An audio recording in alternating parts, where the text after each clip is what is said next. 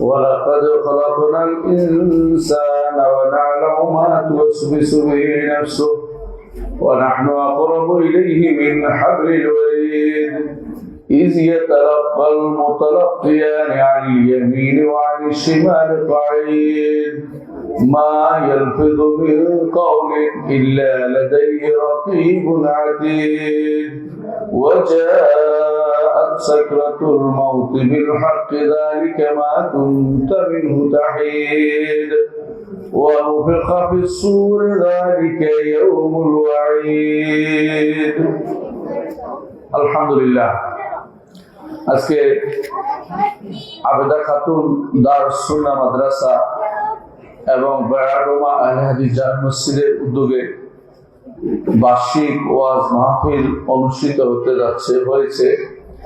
এখানে আমার অনেক পরিচিত জন ইতিমধ্যে ওয়াজ করে গেছেন।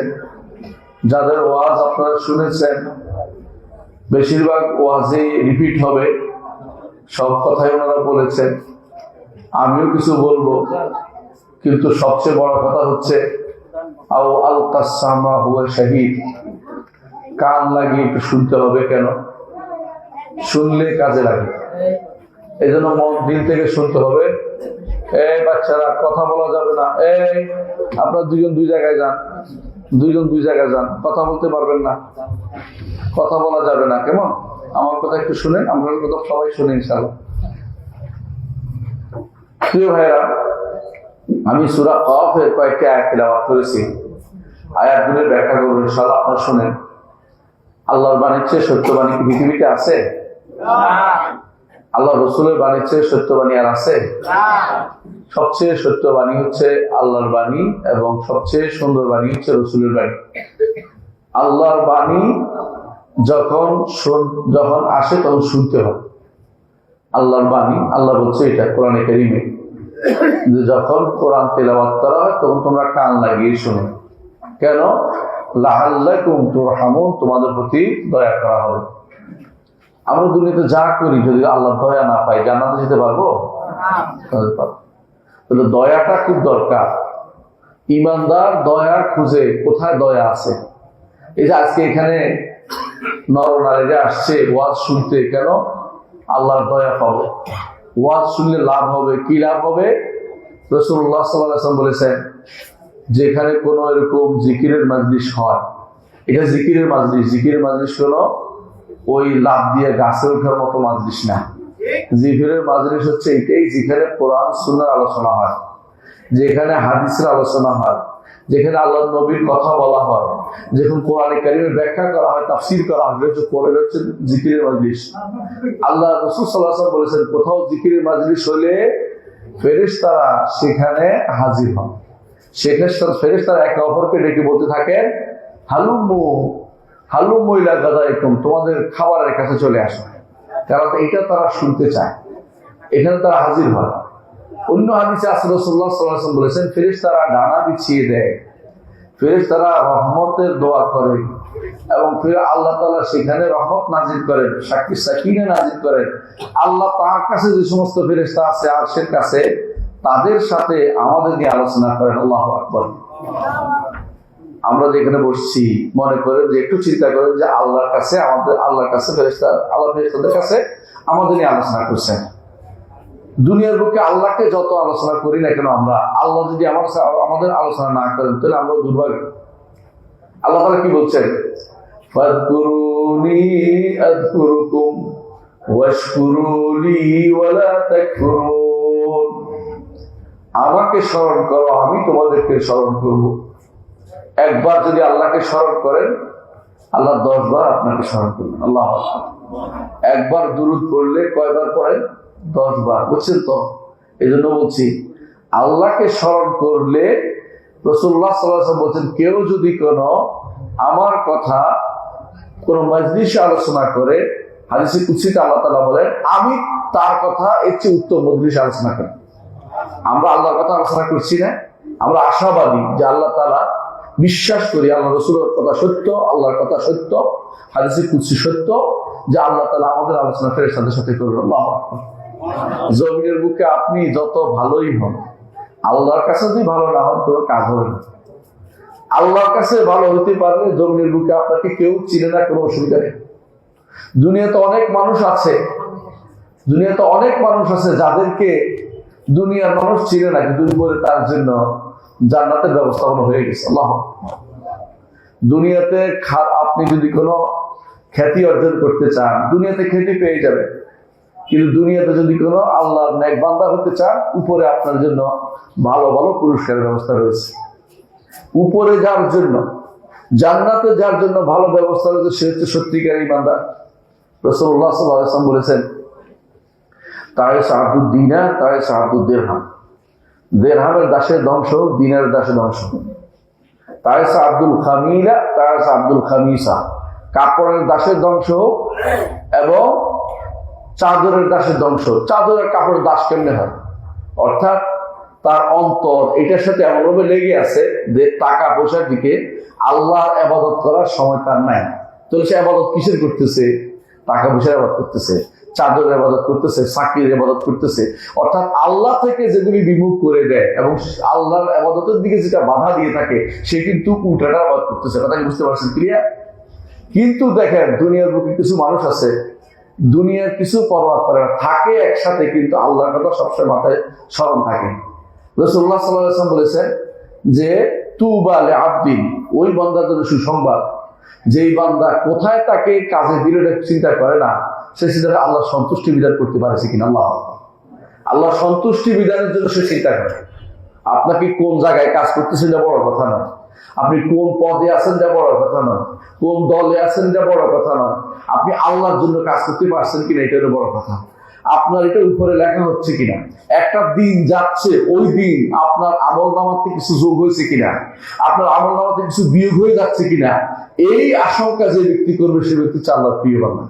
এই জন্য দেখেন, وعباد الرحمن الذين يمشون على الأرض هونا وإذا خاطبهم الجاهلون قالوا سلاما। রহমানের বান্দা কারা? যারা দুনিয়ার বুকে বিনয়ীভাবে চলে। যখন জাহেলরা তাদেরকে খারাপ কথা বলে, তারা তাদের সাথে কোনো বিতর্কে লিপ্ত হয় না, সুন্দরভাবে এড়িয়ে চলে আসে। বুঝছেন তো? দুনিয়ার বুকে আপনি যদি বড় হতে চান বেশি, তাহলে আখিরাতকে হারাতে হবে। আল্লাহ কোরআনে কারীমের জন্য বলেছেন, تلك الدار الآخرة نجعلها للذين لا يريدون علوا في الأرض ولا فسادا والعاقبة للمتقين। আল্লাহ তাআলা বলেন, আখিরাতের বাড়িঘর দিবেন তিনি তাদেরকে যারা দুনিয়াতে বেশি বড় অহংকারী, বড় কিছু হইতে চায় না। কে বড় হইতে চায় না? সবাই বড় হইতে চায়। সবাই চায় আজকে আমি মেম্বার, পরের বারে কি হবো? উপজেলা চেয়ারম্যান, পরের বারে এমপি, এর পরের বারে বড় কোনো মন্ত্রী, এর পরের বারে রাষ্ট্রপ্রধান। এত বেশি চাওয়া ভালো না। আল্লাহর বান্দা হিসেবে থাকেন, আল্লাহর দাস হিসেবে থাকতে পারে না। দেখেন, আল্লাহর দাস হওয়া সবচেয়ে বড় নেয়ামত। দুনিয়ার বুকে আল্লাহর দাস হতে পেরেছেন কিনা? আপনি অনেক কিছু হন, রাজা বাদশাহ আমার আপত্তি নেই, কিন্তু আল্লাহর দাস হচ্ছেন কিনা? আজকে যারা আমাদের দেশে বিভিন্ন কাজ করে যাচ্ছে, বিভিন্ন রকমের কাজ করে যাচ্ছে, সব কি আল্লাহর দাস হতে পেরেছে? রাষ্ট্রপ্রধানরা, এমপিরা, উপদেষ্টারা আল্লাহর দাস কয়জন হতে পেরেছে? একটু ভালো করে দেখেন তো। যারা আল্লাহর দ্বীনের বিরুদ্ধে কথা বলে আল্লাহর দাস না, আল্লাহর শরীয়তের বিরুদ্ধে কথা বলে আল্লাহর দাস না। অনেক শাসক আল্লাহর শরীয়তের বিরুদ্ধে কথাবার্তা বলে, আল্লাহর শরীয়ত পরিবর্তন করে দেওয়ার কথা তারা বাগাম্বর করে বলে, তারা আল্লাহর দাস না। দাস বুঝেন তো? দাস বলে ওইটাকে যে মনিবের কথার বাইরে চলতে পারে না। দাস বলে ওইটাকে তার নিজের কোনো আলাদা কোনো ব্যক্তিত্ব সে দেখাইতে পারে না। আমার মনিবের সন্তুষ্টি আমার সন্তুষ্ট, আমার রবের সন্তুষ্টি আমার সন্তুষ্ট। যেই ব্যক্তি এই জিনিসটা ধারণ করতে পেরেছে যে আল্লাহর সন্তুষ্টি আমার জীবনের সবচেয়ে বড় সন্তুষ্টি, সেই ব্যক্তি সত্যিকার ইমানদার, এবং সেই ব্যক্তির চেয়ে ভালো মানুষ আল্লাহ দুনিয়াতে কেউ হতে পারে না। আমার রবের সন্তুষ্টি আমার সন্তুষ্টি, এটা কে করেছেন? আমার নবী মুহাম্মদ রাসূলুল্লাহ সাল্লাল্লাহু আলাইহি ওয়াসাল্লাম। দেখুন, একটা উদাহরণ দিয়ে বুঝান। মুহাম্মদ রাসূলুল্লাহ সাল্লাল্লাহু আলাইহি ওয়াসাল্লামের তার কয়টা সন্তান ছিল জানেন? 7টা। মারা গেছে কয়টা জীবদ্দশা জানেন? 6 জন। 6 জন তার জীবদ্দশা মারা গেছে। কিন্তু শেষ সন্তানটাকে তিনি কোলে নিয়ে বসে আছেন। যিনি শেষ সন্তান মারা গেছে যখন, ইব্রাহিম, তিনি বলতেছেন, ইব্রাহিম, তোমার মৃত্যুতে আমার কষ্ট হচ্ছে, কিন্তু আমার রব যাতে অসন্তুষ্ট আমি এমন কিছু বলবো না। খেয়াল করেছেন? কষ্ট তো হয়, বাবার সামনে ছেলে মারা যাচ্ছে, মানসিক কষ্ট তো আসবেই, কিন্তু তিনি রবের সন্তুষ্টির বাইরে কোনো কথা বলেন নাই। এই জন্য বলছি ইন্না লিল্লাহি ওয়া ইন্না ইলাইহি রাজিউন। আমরাও যাবো, সন্তানও যাবে, সবাই আল্লাহর দরবারে প্রত্যেককে যেতে হবে, কেউ বাদ যাবে না। এমন কেউ কি ইচ্ছা করলে পালিয়ে থাকতে পারবো? দুনিয়ার বুকে অন্যায় করেছে যারা, কি হাসরের মাঠে না গিয়ে পারবে? হাসরের মাঠে না গিয়ে কেউ পারবেন না। এমন এক মাঠ, যেই মাঠ কোনো আঁকা বাঁকা নয়, যে মাঠে কোনো পাহাড় নাই, বাড়িঘর নাই, যেই মাঠে সূর্য মাথার 1 মাইল উপরে থাকবে, সেই মাঠে কিন্তু প্রত্যেকে আমাদের উপস্থিত হতে হবে। একজন মানুষ যখন সেই মাঠে উপস্থিত হয়, সেই মাঠে যখন একজন মানুষ উপস্থিত হয়, তখন তার চিন্তা চেতনা কেমন হবে একটু চিন্তা করেন। এমন এক মাঠে আমরা উপস্থিত হব, যেই মাঠে কারো উপরে কোনো জুলুম করা হয়নি। দুনিয়ার বুকে জুলুম হচ্ছে কিনা? জুলুম হয়, দুনিয়ার বুকে জুলুম হচ্ছে, দুনিয়ার বুকে একে অপরের প্রতি একে অপরকে ঠকাচ্ছে, দুনিয়ার বুকে একে অপরকে বিভিন্ন ভাবে প্রতারণা করছে। দুনিয়ার বুকে মানুষ দুনিয়াতে বড় হতে চায়, আল্লাহর কাছে বড় হতে চায় না। কথা বুঝতে পারছিস? ক্লিয়ার? আল্লাহর কাছে বড় হতে চাইলে দুনিয়াতে পথ বদলে চাইবেন না। আজ আপনাদের কাছে বিভিন্ন ভাবে আসবে, ভোটের জন্য আসবে, ওইটার জন্য আসবে, ভোটের জন্য আসবে। আপনি মনে রাখুন, এটা দুনিয়াতে বড় হতে চাইলে, দুনিয়াতে বড় হতে আখিরাতে কমাইতে পারবেন। রাসূলুল্লাহ সাল্লাল্লাহু আলাইহি ওয়াসাল্লাম বলেছেন, দুনিয়াতে যারা সবচেয়ে বেশি শান্তি ভোগ করবে, অনেক মানুষ আছে, আখিরাতে তাদের কি হবে? মুকিল্লুনা ইয়াউমাল কিয়ামা, সবচেয়ে কম শান্তি তারা ভোগ করবে। বুঝে রাখেন, এটা দুনিয়াতে বেশি শান্তি ভোগ করলে আখিরাতে হারাতে হয়। আমার নবী বলেছেন, দুনিয়াতে যে ব্যক্তি কষ্ট করে ঘুরে ঘুরে চলেছে, ঈমান ঠিক রেখেছে, হাসরের দিন তাকে ঈমান ঠিক রেখে জান্নাতে প্রবেশ করার পরে বলা হবে, দুনিয়াতে তুমি কি কোনো কষ্ট করেছিলে? তখন সে বলবে, না ইয়া রব, লা ইয়া রব, আমি কোনোদিন কষ্ট পাইনি। জান্নাতে ঢুকার পরে আপনার জীবনের সমস্ত আশা পূর্ণ হয়ে যাবে, আপনার যত অভাব সব দূর হয়ে যাবে। জান্নাত যদি একবার ঢুকতে পারেন, তাহলে আপনার জীবনের আর কোনো কিছু অবশ্যই থাকবে না, কোনো অশান্তিও থাকবে না। আর যত অশান্তি সব সে সময় দূর হয়ে যাবে। আর যদি দুনিয়াতে সবচেয়ে বড় শান্তি পেয়েছেন, আপনি বিরাট বিরাট লেকচার দিয়েছেন, বড় বড় কথা বলেছেন, আপনি কি পারবেন এটা ভালো করে জানি আমরা, অনেক কিছু আপনি পারবেন না, কিন্তু আপনি এরকম বাগাড়ম্বর দিয়েছেন, হাসরের দিন আপনার অবস্থা খারাপ হবে। কেমন খারাপ হবে? আমার নবী বলেছেন, জাহান্নামে তাকে একবার ডুব দিয়ে আনা বলা হবে, হে আল্লাহর বান্দা, তুমি কি কোনোদিন ভালো কিছু করেছিলে? সে বলছে, অসম্ভব, আমার জীবনে কোনো ভালো কিছু পাইনি। অথচ সে দুনিয়াতে সবচেয়ে বেশি শান্তি ভোগ করেছে, সবচেয়ে বেশি নিয়ামত ভোগ করে চলে গেছে। সুতরাং আখিরাতের নিয়ামত হচ্ছে বড় নিয়ামত। মুহাম্মদ রাসূলুল্লাহ সাল্লাল্লাহু আলাইহি ওয়াসাল্লাম যখন মসজিদ নববী বানাচ্ছিলেন, কোন সালে মসজিদ নববী বানাচ্ছেন বলেন তো? মদিনাতে যখন গেছেন, প্রথম বছরে প্রথম কাজই ছিল তার মসজিদ বানানো। যখন মসজিদ বানিয়েছেন মুহাম্মদ রাসূলুল্লাহ সাল্লাল্লাহু আলাইহি ওয়াসাল্লাম, সাহাবায়ে কেরাম কোরআন ডাকছিলেন, আল্লাহুম্মা লা আইশা ইল্লা আইশাল আখিরাহ। রাসূল পিছন দিয়ে যোগ করে দিলেন, ফাগফিরিল আনসারা ওয়াল মুহাজিরা। বুঝেন তো? একটা কবিতার এক অংশ যোগ করে একশো দেখবেন, একজন এক অংশ বলে, একজন এক অংশ বলে। সাহাবায়ে কেরাম বলছে, আল্লাহ, আখিরাতের জীবনের প্রকৃত জীবন, দুনিয়ার জীবনের কোনো মূল্য আসলেই নাই যদি আমরা সেটাকে আখিরাতের কাজে লাগাতে না পারি। দুনিয়াকে যদি আখিরাতের খ্যাত হিসাবে ব্যবস্থা করতে না পারি, তাহলে দুনিয়ার জীবনের কোনো মূল্য আমাদের কাছে নাই। কথা বুঝতে পারছি? এই দুনিয়া যদি কোনো আল্লাহর কাছে মূল্যবান হইতো, মুহাম্মদ রাসূলুল্লাহ সাল্লাল্লাহু আলাইহি ওয়াসাল্লাম বলেছেন যে একটা কাফেরকে ঈমানদার তো বলার কথা, একটা কাফেরকেও তিনি এক ফোঁটা পানি খাওয়াতেন না। মূল্য নাই বলেই তিনি সেটাকে কাফেরদেরকে অনেক কিছু দিচ্ছেন। আল্লাহ তাআলা কোরআনে কারীমে সেটা বলে দিয়েছেন, ওয়ালাউলা ইয়াকুনা নাসু উম্মাতান ওয়াহিদা লাজআলনা লিমান ইয়াকফুরু বির-রাহমান লিবুয়ুতিহিম সুকুফান মিন ফিদ্দাতিন ওয়া মা'আরিজ আলাইহিম ইয়াযহারুন। দুনিয়ার বুকে ঈমানদাররা যদি কাফের হওয়ার আশঙ্কা না থাকতো, বুঝলেন কিনা? মানুষ দুনিয়ার সম্পদ দেখলে কি হয়? ওইদিকে লোভী হয়ে যায়। আল্লাহ বলছেন, যদি এই আশঙ্কা না থাকতো যে ঈমানদাররা কাফের হয়ে যাবে, তাহলে আমি কাফেরদেরকে এত এত এত এত সম্পদ দিতাম, এমনকি তাদের সিঁড়ি দিতাম, স্বর্ণের রূপার ছাদের ব্যবস্থা করতে, সবকিছু আল্লাহ তাআলা কোরআন কারীমের মধ্যে বলেছেন। কেন? দুনিয়াকে বড় করে দেখা উচিত না। দুনিয়াতে আপনি যত আল্লাহর বান্দা হিসেবে, দাস হিসেবে থাকবেন, তত আপনি আল্লাহর কাছে প্রিয় হতে পারবেন। আমার নবী নিজেকে আল্লাহর দাস হিসেবে উপস্থাপন করেছে কিনা বলেন তো? বলেছেন। কি বলেছেন? একদিন জিবরিল আলাইহিস সালাম এসে বললেন, ইয়া রাসূলুল্লাহ, আপনি কি আল্লাহর দাস হবেন এবং রাজা হবেন, নাকি দাস হবেন এবং রাসূল হবেন? বলছেন রাসূল এবং রাজা হবেন, না রাসূল এবং রাজা হবেন, না রাসূল আর দাস হবেন, কোনটা? জিবরিল আলাইহিস সালামের দিকে রাসূল তাকালেন, আপনি আমার সেটা পছন্দ করেনি। তখন জিবরিল আলাইহিস সালাম মাথা নিচু করলেন যে আপনি বিনয়ী হন। রাসূলুল্লাহ সাল্লাল্লাহু আলাইহি ওয়াসাল্লাম তখন বললেন, বাল আবদান রাসূলান, আমি দাস হব এবং রাসূল হব। আল্লাহ তাআলা তাকে দাস হিসেবে খুশি উল্লেখ করেছেন, রাসূল বানিয়েছেন, এবং আল্লাহ তাআলা তাকে দুনিয়ার বাদশাহী দিয়েছেন, অতিরিক্ত পুরস্কার হিসেবে দিয়েছেন যে আমার দাস তিনি। ওয়া আন্নাহু লাম্মা কামা আব্দুল্লাহ ইয়াদউহু কাদু ইয়াকুনুনা আলাইহি লিবাদা। আল্লাহর দাস যখন ডাকতে আসে, আল্লাহর দাস যখন আল্লাহকে ডাকতে আসে সালাতের মধ্যে, জিনেরা চতুর্দিক থেকে তার উপরে হুমড়ি খেয়ে পড়ে। আল্লাহর দাস হিসেবে উল্লেখ করেছেন, আরো উল্লেখ করেছেন আল্লাহর দাস হিসেবে, সুবহানাল্লাযী আসরা বিআবদিহি লাইলাম মিনাল মাসজিদিল হারাম ইলাল মাসজিদিল আকসা। সবচেয়ে যে জায়গাটা আল্লাহর নৈকট্য জায়গা, সেটা কোনটা ছিল মনে আছে তো? মুহাম্মদ রাসূলুল্লাহ সাল্লাল্লাহু আলাইহি ওয়াসাল্লাম যখন তিনি আরশের কাছে গিয়েছিলেন, সেই রাত্রির ঘটনা উল্লেখ করার সময় আল্লাহ বলছেন, আমার দাসকে আমি সফর করিয়েছি। দাস হিসেবে উল্লেখ করেছেন। একজন মানুষ আল্লাহর দাস হিসেবে নিজেকে সবসময় এই জন্য প্রচার করতে হবে, আমি আল্লাহর দাস, আল্লাহর বান্দা। দাস বুঝেন, নিজের কোনো আলাদা কোনো অস্তিত্ব, নিজের আলাদা কোনো ব্যক্তিত্ব দেখাতে পারবে না। আলাদা ব্যক্তিত্ব দেখানোর ব্যক্তি সবচেয়ে দুর্ভাগা। এমন হতে পারে আমার সামনে যারা বসে আছেন তারা জান্নাতে আমার আগে চলে গেছেন।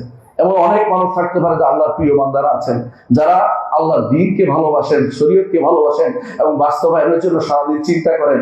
আল্লাহর শরীয়তকে তারা এত বেশি ভালোবাসেন, সারাদিন চিন্তা থাকেন কিভাবে তারা আল্লাহর শরীয়তকে বাস্তবায়ন করতে থাকবেন, এবং তারা আল্লাহর শরীয়তের ব্যাপারে কোনো ছাড় দেন না, আকীদার ব্যাপারে কোনো ছাড় দেন না। এই মানুষগুলো হচ্ছে সেরা মানুষ। এদের ব্যাপারে আপনার আমার দোয়া অটোমেটিকলি আসে, এদের জন্য দোয়া চাইতে হয় না। এরা সবচেয়ে ভালো মানুষ দুনিয়ার বুকে, আখিরাতেও তারা সবচেয়ে ভালো মানুষ। কারণ মুহাম্মদ রাসূলুল্লাহ সাল্লাল্লাহু আলাইহি ওয়াসাল্লামের অনুসারী হচ্ছে এই দাসগুলো। মুহাম্মদ রাসূলুল্লাহ অনুসারী যত দাস, যত বড় দাস, তত রাসূলের বড় অনুসারী। কথা বুঝতে পারছি? যত বড় দাস তত আল্লাহর প্রিয় বান্দা। এজন্য রাসূল কি বলেছেন দেখেন, আল্লাহুম্মা ইন্নী আবদুকা ওয়া ইবনু আবদিকা ওয়া ইবনু আমাতিকা। আল্লাহ, আমি আপনার দাস, আপনার দাসের ছেলে, আপনার দাসীর ছেলে। বুঝছেন তো? মানে আমার 14 গোষ্ঠী দাস, আমার 14 গোষ্ঠী দাস হিসেবে প্রচার করে তারপরে আল্লাহর কাছে চাচ্ছেন বিনয়ী হয়ে, কোনো অহংকার করে নয়। মুহাম্মদ রাসূলুল্লাহ সাল্লাল্লাহু আলাইহি ওয়াসাল্লামকে আল্লাহ কি বানিয়েছেন? সাইয়্যিদু ওয়ালাদ আদম, সমস্ত আদম সন্তানের প্রধান বানিয়েছে। তারপর রাসূল বলছেন, ওয়ালা ফাখর, আমি ফখর করে বলছি না, জানানোর জন্য বলছি আল্লাহ আমাকে এটা বানিয়েছেন। রাসূল এটাও বলেছেন, আদম ফামা দুনাহু তাহতা লিওয়া ইয়াউমুল কিয়ামা। আদম এবং তারপরে যারা আছে সবাই কিয়ামতের দিন আমার পতাকা তলে থাকতে হবে। আদম এবং সবাই কার পতাকা তলে থাকবে? মুহাম্মদ রাসূলুল্লাহ সাল্লাল্লাহু আলাইহি ওয়াসাল্লাম পতাকা তলে হাসরের দিন আসতে হবে। তারপরেও তিনি অহংকার করে বলেন নাই। এটা কেন বলছেন? ইখবার, জানানোর জন্য যে মুহাম্মদ রাসূলুল্লাহ সাল্লাল্লাহু আলাইহি ওয়াসাল্লামকে আল্লাহ তাআলা কোন মর্যাদা দিয়েছেন। দুনিয়ার বুকে তিনি কিভাবে থাকতেন আমরা জানি, সেই রকম জীবন যাপন যদি করতে পারি আমরা সৌভাগ্যশালী হব। আমাদের ষষ্ঠ হচ্ছে আল্লাহ তাআলা। কোন সন্দেহ আছে? মালিককে, আমাদের পরিচালককে, আমাদের অভাব কেউ দূরায় আল্লাহ, আমাদেরকে সন্তান কে দেয়, আমাদেরকে পাশ কে করায়। দুনিয়ার কেউ পাশ করাতে পারবে? দুনিয়ার কেউ আমাকে কোনো ক্ষমতা দিতে পারবে? কুলিল্লাহুম্মা মালিকাল মুলক তু'তিল মুলকা মান তাশা ওয়া তানজি'ুল মুলকা মিম্মান তাশা। রাজত্ব কে দেয়? আল্লাহ। ছিনিয়ে নেয় কে? আল্লাহ। সুতরাং রাজত্বের জন্য আল্লাহর কাছে রাজত্ব হতে হবে, বান্দার কাছে না। বান্দার কাছে আপনার ভালো কথাগুলি বলবেন শোনার জন্য, কিন্তু কোনোভাবেই নিজেকে এত বেশি প্রচার করার চিন্তা করবেন না। আল্লাহ তাআলা তিনি আপনার যত ক্ষমতা চান আপনি আল্লাহ তাআলা তাকে দিবেন। কোনো সন্দেহ অনেকেই দেয়, ক্ষমতা তো মানুষ যাবেই না যাবে, কেউ না কেউ যাবেই, কিন্তু আল্লাহ দাস হতে পেরেছেন কিনা সেটা ভালো করে চিন্তা ভাবনা করুন। কথা কি বুঝতে পারছি? আল্লাহ তাআলা কি বলছে দেখেন, আল্লাহ সৃষ্টি করেছেন, আপনার অন্তরে খবর যান। আমার কাছে, আমি আপনার কাছে যতই পণ্ডিত দেখাই না কেন, আল্লাহর কাছে খারাপ হয়ে আমার কোনো লাভ নেই। আল্লাহ কি বলছেন? ওয়ালাকাদ খালাকনাল ইনসানা ওয়া না'লামু মা তুওয়াসওয়িসু বিহি নাফসু। অবশ্যই আমরা সৃষ্টি করেছি মানুষদেরকে। মানুষকে সৃষ্টি করেছে আল্লাহ। ওয়া না'লামু মা তুওয়াসওয়িসু বিহি নাফসু। মানুষের অন্তরের ভিতরে যে ওয়াসওয়াসা আছে এটাও জানে না। আল্লাহ জানে না? অন্তরের ভিতরে ওয়াসওয়াসা জানেন না? ইয়ালামু সিররা ওয়া আখফা। গোপন জিনিস জানেন, গোপনের থেকে গোপন জিনিস ওইটাও তিনি জানেন। ওয়ানাহনু আকরাবু ইলাইহি মিন হাবিলিল ওয়ারিদ। আর এখন হচ্ছে বুঝার জায়গা, যারা ভুল আকীদা আছে তারা ভুল অর্থ করে, আমরা সঠিক অর্থ করবো। আমরা তার সাহায্যের নিকটে, আমরা বলতে কাকে বুঝেছি দেখি বলেন তো? আপনার তো অনেক এলাকা তো আগে দিয়ে রাখা, ভুল হওয়ার কথা না। হ্যাঁ, আকীদা শুদ্ধ আছে দেখি, আল্লাহ নয়, এটা শুধু ফেরেশতাদের বুঝেছে, এটা শুদ্ধ। ইবনে কাসির দেখলাম, আমার কথা কেন ইবনে কাসির দেখলে বুঝবেন, আমার কথা অনেক তোমার নাম নিতে পারেন, ওয়াহাবি করতে পারেন। ইবনে কাসির দেখেন, তাফসীর ইবনে কাসির দেখেন, এখানে বলা হচ্ছে কাদেরকে? ফেরেশতাদের। আল্লাহ তাআলা কোথায় আছে? আরশের উপর। কেউ দুইটা না মানে ইমানদার? ইমানদার না। বুঝছেন কথাটা? কেউ যদি আরশের উপর আল্লাহকে না মানে সে ইমানদার না। সে যত বড় পণ্ডিতই হোক, যত বড় হুজুর হোক, অথবা যত বড় কি হোক, এমপি হোক, অথবা যত বড় রাষ্ট্রপ্রধান হোক, সে ব্যক্তি কাফের। আল্লাহ কোথায় মানতে হবে? আরশের উপরে। কথা বুঝতে পারছি? তাহলে এখানে যে আকরাব বলবো, এটা অর্থ কি? এখানে জানতে হবে, পড়ালেখা জানতে হবে, পণ্ডিত গুলো হবে না। পড়ালেখা কি? ওয়ানাহনু আকরাবু ইলাইহি মিন হাবলিল ওয়ারিদ। আর আমার ফেরেশতারা কোথায় থাকে? তার সাহায্যের কাছে থাকে। কেন এই পড়া এটা বলছে? ইজি ইয়াতালাক্কাল মুতালাক্কিয়ানি আনিল ইয়ামিনি ওয়া আনিশ শিমালি কাঈদ। ডানে বামে ফেরেশতারা বসে আছে, এরা শুধুমাত্র কি করে? আহরণ করে। তালাক্কি অর্থ হলো কোনো কিছুকে আহরণ করে নেয়া। সে মুখ থেকে বের হতে দেরি, লিখতে দেরি নেই। এজন্য পরে আয়াতে বলছে, কি বলছে? মা ইয়ালফিযু মিন কাওলিন ইল্লা লাদাইহি রাকীবুন আতীদ। কোন কথা আপনার বের হচ্ছে, ফেরেশতারা তারা একেবারে রাকিব, পাহাড়দার হিসেবে দেখতেছে, একেবারে ভালো করে তীক্ষ্ণ নজর রাখতেছে, কোনো কথা যেন বাদ না পড়ে যায়, এবং সেটাকে লিখেও রাখতেছে, কোনো কথা তার থেকে দূরে সরে যাবে না। এই যে আপনার প্রতিটি কথা, আমল, আল্লাহ তাআলা সেটা কিন্তু ফেরেশতাদের মধ্যে লেখার ব্যবস্থা করেছেন। আমি ফেরেশতাদের লেখার বাইরে যেতে পারবো না। আমি যখন মসজিদে সকালবেলা, সেটাও লেখেন কিনা, মসজিদে যাওয়ার চিন্তা করে সেটাও লেখেন, কারণ ওয়াসওয়াসাটাও ফেরেশতা বুঝতে পারে। কথা বুঝছেন কিনা? রাসূলুল্লাহ সাল্লাল্লাহু আলাইহি ওয়াসাল্লাম বলেছেন, বান্দা যখন একটা ভালো কাজের নিয়ত করে, ফেরেশতারা তার জন্য একটা নেক লিখে ফেলে, নিয়ত করে। বুঝছেন তো? মন করে আসছে হাম্মা, এই যে হাম্মা বে হাসান, হাম্মা হচ্ছে একটু বাড়তির দিকে, যে মনে মনে আসছে এটাকে করবো, চিন্তা ভাবনা করছে। যদি একটা করে একটা নেকি লেখে, যদি একটা এটা কমপ্লিট করে ফেলে, তাহলে 10 700 আরো বেশি বাড়িয়ে দেয়। কথা বুঝছেন? আগে একটা গুনার কথা চিন্তা করে, যদি এরপরে ছেড়ে দেয় গুনাটা, তার জন্য একটা সওয়াব লেখে ওটা, যে গুনাটা ছেড়ে দিচ্ছে। কথা বুঝছেন? এটা গুনার কথা কি আপনার মনে মনে আসছে, যে একটা কি দেখবো, খারাপ একটা ছবি দেখবো, হাতের মধ্যে মুঠোফোন আছে, তোমার খারাপ দৃশ্য দেখবো, এরপরে ছেড়ে দিচ্ছে, সব লেখা হচ্ছে, এটা আল্লাহ বিশেষ রহমত। তারপরে ধরেন এরপরে আপনার মনে হচ্ছে যে এই গুনাহটা যদি আমি করে ফেলি, তাহলে একটাই গুনাহ রেখে, বুঝলেন? একটা গুনাহ করলে একটা গুনাহ রেখে, কিন্তু 700 বাড়ান না। আল্লাহ তাআলা খাস রহমত যে বান্দাকে তিনি পার করতে চান, এটা হচ্ছে ইমানদার। এটা সহিহ হাদিস দ্বারা প্রমাণিত। আমি সহিহ হাদিসে বলছি, বুখারী মুসলিম হাদিস থেকে বলছি। এর অর্থ হচ্ছে কি বুঝেন? এর অর্থ হচ্ছে আপনার আমার চিন্তা চেতনা সবসময় আল্লাহমুখী থাকতে হবে। আমি কি করব, আমি সারাদিন যে কি করব, এটা অবশ্যই আমার লিখতেছেন। আমার দুই পাশের যে ফেরেশতাগুলো আছে, দুই পাশে ফেরেশতা কয়টা? দুইটা। এটা ভুল। দুই পাশে অসংখ্য ফেরেশতা আছে। আমাদের সমস্যা হচ্ছে আমরা আরবিটা বুঝি না বলে আমরা বলি কি কিরামান কাতিবিন, কিরামান একজন কাতিবিন একজন, এটা ভুল। আচ্ছা, কিরামান কাতিবিন হচ্ছে সম্মানিত লেখক বৃন্দ। বিশাল গোষ্ঠী দুই পাশে আছে, ডানের দিকে একটা গোষ্ঠী, বাম দিকে একটা গোষ্ঠী আছে। হাদিস অনুসারে আমল করতে হবে, কোরআন হাদিস করতে হবে, নিজেরা মুখস্থ কথা বললে হবে না। বুঝে আসছে কথাটা? কিরামান কাতিবিন অর্থ লেখক, সম্মানিত লেখক বৃন্দ। কিরামান একজনের নাম, কাতিবিন আরেকজনের নাম, এটা কিন্তু না। এই ভুলটা যে ব্যক্তি করবে সে বিপদে পড়ে যাবে, কারণ সে ভুল বুঝতেছে। এই লেখক বৃন্দ মা ইয়ালফিযু মিন কাওলিন ইল্লা লাদাইহি রাকীবুন আতীদ, আপনার মুখ থেকে যা বের হচ্ছে, আপনার অন্তরে যা চিন্তা আসতেছে, আপনি কর্ম যা করতেছেন পা দিয়ে, সবকিছু কিন্তু দেখতেছেন। সেদিন যেদিন আপনি আল্লাহর সামনে উপনীত হবেন, আল্লাহর সামনে উপনীত হবো কিন্তু আল্লাহর সামনে যাবেন, কে যাবে? আমি যাব। আমি হাত তুললাম, সবাই হাত তুলেন যে আমরা আল্লাহর সামনে যাব। মনে করেন, এটা মনে করলে সুবিধা আছে, আমি বুঝাই বলবো। মনে করলে সুবিধা হবে, প্রতিটা কাজের সময় মনে হবে এইটার জবাব কিন্তু আমাকে দিতে হবে, এইটার জবাব দিয়ে আমাকে করতে হবে। কথা কি বুঝতে পারছি?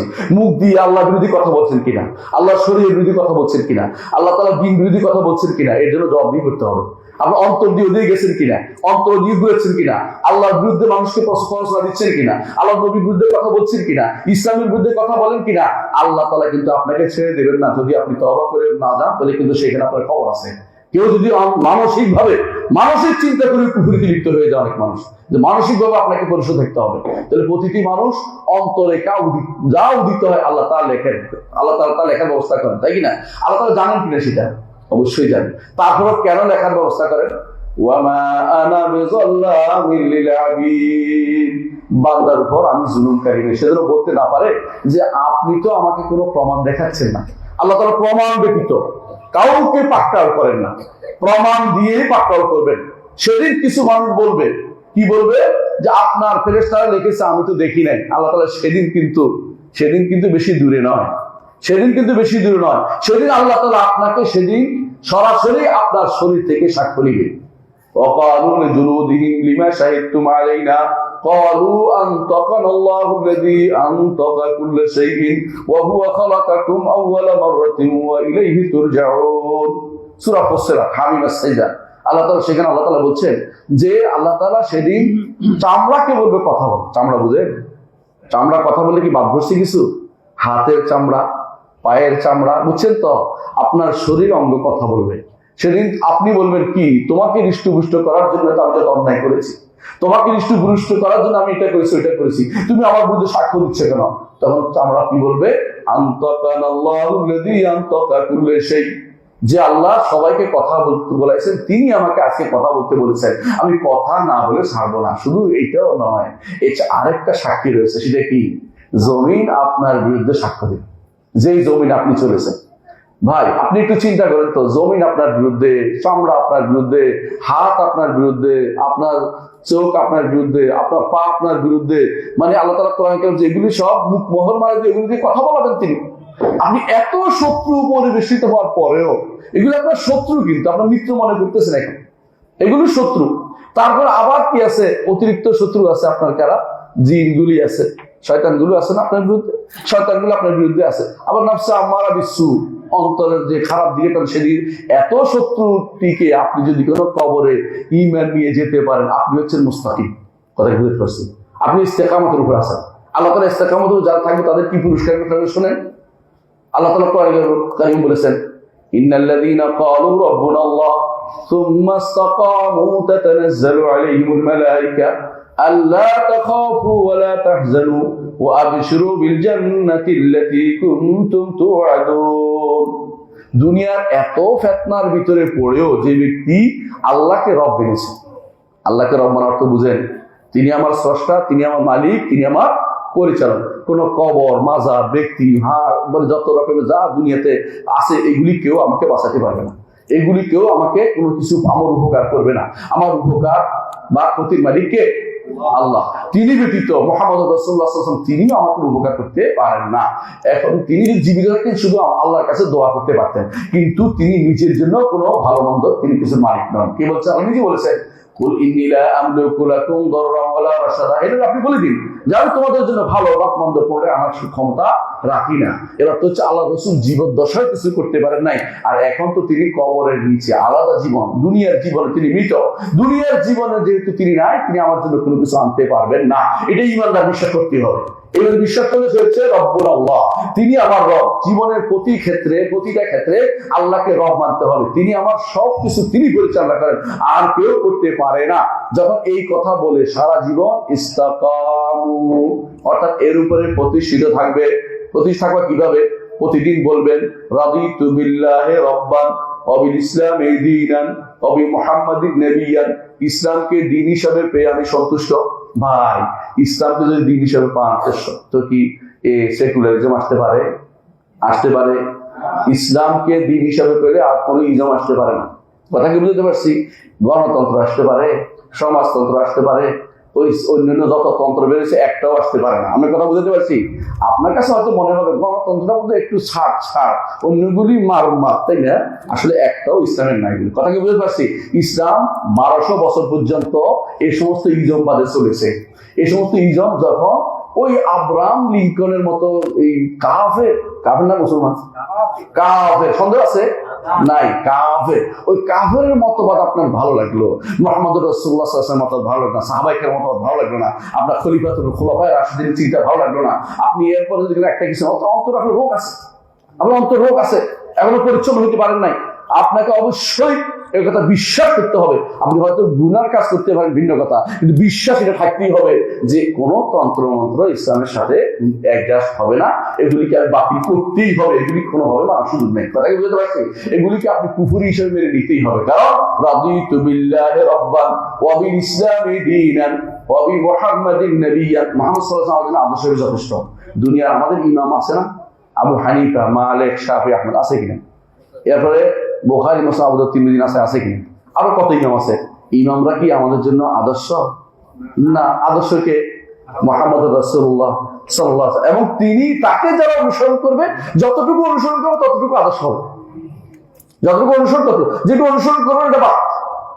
নিজেরাই বলেছেন তারা, ইজা সাহাল হাদিস নিজেরাই বলেছেন। অর্থাৎ তাকে অনুসরণ করার কারণে আমার আদর্শটা নির্ধারিত হবে। আপনি আদর্শ ততটুকু যতটুকু তাকে অনুসরণ করেছেন। কথা কি বুঝছেন? দুনিয়ার কোনো ব্যক্তি যদি আপনার আদর্শ হিসাবে বিবেচিত হয়, তাহলে আপনি এখনো ঈমানে আসতে পারেন নাই। কথা কি বুঝছেন? সকাল বিকাল এইটা দোয়াটা করেন, কি বলেন? রাদিতু বিল্লাহি রাব্বান ওয়া বিল ইসলামি দীনান ওয়া বি মুহাম্মাদিন নাবিয়্যান। এই কথা যদি আপনি বলে ঈমানের উপর প্রতিষ্ঠিত থেকে কবর পর্যন্ত যেতে পারেন, এটা কিন্তু কঠিন কাজ। কারণ আপনাকে দুনিয়াতে বিভিন্নভাবে প্রতারণা করা হবে। কেউ কেউ চাকরির ইবাদত করে, কেউ কেউ পদের ইবাদত করে। বিশ্বাস করেন তো? নারী কখনো স্বামীর ইবাদত করে, স্বামী কখনো নারীর ইবাদত করে।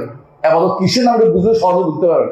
ইবাদত হচ্ছে যার জন্য অন্তরের ভালোবাসা এবং বিনয় সর্বোচ্চটা যে ব্যক্তি দেয়, সেটা ইবাদতে পরিণত হয়ে যায়। বুঝছেন কিনা?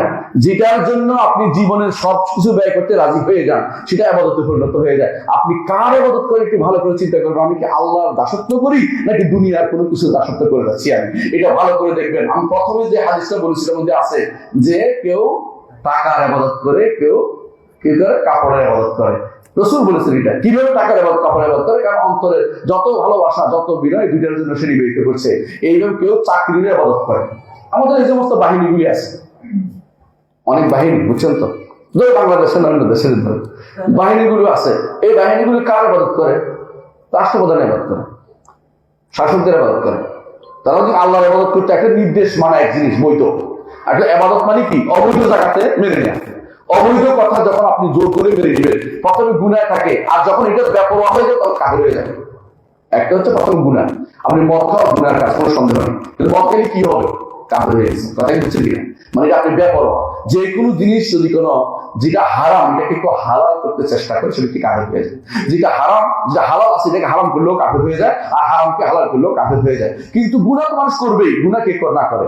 গুনাহ করে, কিন্তু গুনার পরে যদি কোনো কেউ আপনি মনে করেন যে গুনার পরে আমি এটাকে কিছুই মনে করতেছি না, তখন সেটা ইবাদতে পরিণত হয়ে যায়। কথা বলছেন? এটার জন্য আপনার ইবাদত হয়ে যায়। রাসূলুল্লাহ সাল্লাল্লাহু আলাইহি ওয়াসাল্লাম আমাদেরকে কোরআনে কারীমে আল্লাহ তাআলা বলছেন, আফারাআইতা মান ইত্তাখাযা ইলাহু হাওয়া। আপনি কি তাকে দেখেছেন যে তার প্রবৃত্তিকে আল্লাহ বানিয়েছে? প্রবৃত্তিকে আল্লাহ কেমনে বানান? প্রবৃত্তিকে চিন্তা করে কি করে? প্রবৃত্তি যা বলে তা শুনে, প্রবৃত্তি যা বলে তা, যা নিষেধ করে তা ছেড়ে দেয়। হালাল হারামের তো আকাশে করে না। যে কেউ প্রবৃত্তির অনুসরণ করে এমন ভাবে যে প্রবৃত্তিকে অনুসরণ করার পিছনে তার বড় সমস্যা হচ্ছে যে সে কারো হালাল হারামের তো আকাশ করে, সেটা প্রবৃত্তি ইবাদত করতেছে। প্রবৃত্তি ইবাদত করা যাবে না, সে একমাত্র আল্লাহর ইবাদত করতে হবে। কথা কি বুঝছেন? দুনিয়াতে বড় ইবাদত হচ্ছে প্রবৃত্তির ইবাদত হচ্ছে মানুষের। এখন যারা দুনিয়াতে এখন সবার পিছনে যেভাবে ছুটছে, এখানে যেভাবে দুনিয়ার পিছনে ছুটছে নারীরা, আমাদের নারীরা হয়তো দূর থেকে শুনছেন, মনে কষ্ট পাবেন না। আপনারা অনেকে প্রবৃত্তি ইবাদত করেন। ফেমিনিস্ট কিছু ইসলামিক আছে, বুঝলেন কিনা? কিছু ইসলামিক নারী আছে তাদের ফেমিনিস্ট, ইসলামিক নারী আছে কিছু ফেমিনিস্ট, রাস্তায় রাস্তায় ঘুরে বেড়াবে, বুঝছেন?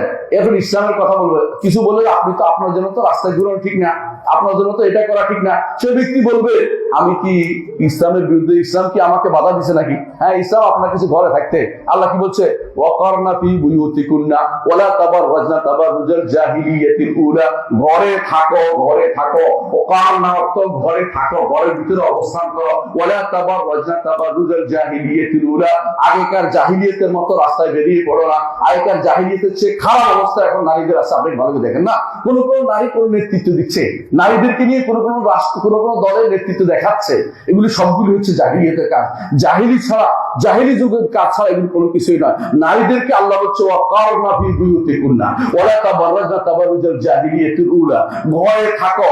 যেই ব্যক্তি তার স্ত্রীকে, তার মাকে, তার কন্যাকে ঘর থেকে বের করেছে বিনা কারণে, ছাড়া, শুধুমাত্র দাওয়াতের নাম দিয়ে হোক না কেন, সেই ব্যক্তি নারী ফেমিনিস্ট, ইসলামিক ফেমিনিস্ট বলে এদেরকে। কারণ এরা এখন কোনো কথা শুনবে না, তার বিবেকে যেটা বলছে এটা শুনবে, তার মনে পড়ছে যে এটা করা দরকার, এটা করবে। শরীয়তের ধারছে ধারে না।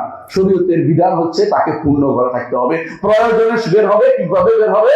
সে নিজের শরীরে দেখাই বের হবে না, শরীরকে সে ঢেকে বের হবে। শরীয়তের বিধানকে যদি না মানতে পারে সে ব্যক্তি সঠিক কাজ করতে পারবে। একটা জিনিস বলে রাখি, দুনিয়ার বুকে আপনি যতই লাফালাফি করেন না কেন, মৃত্যু কিন্তু আসবেই।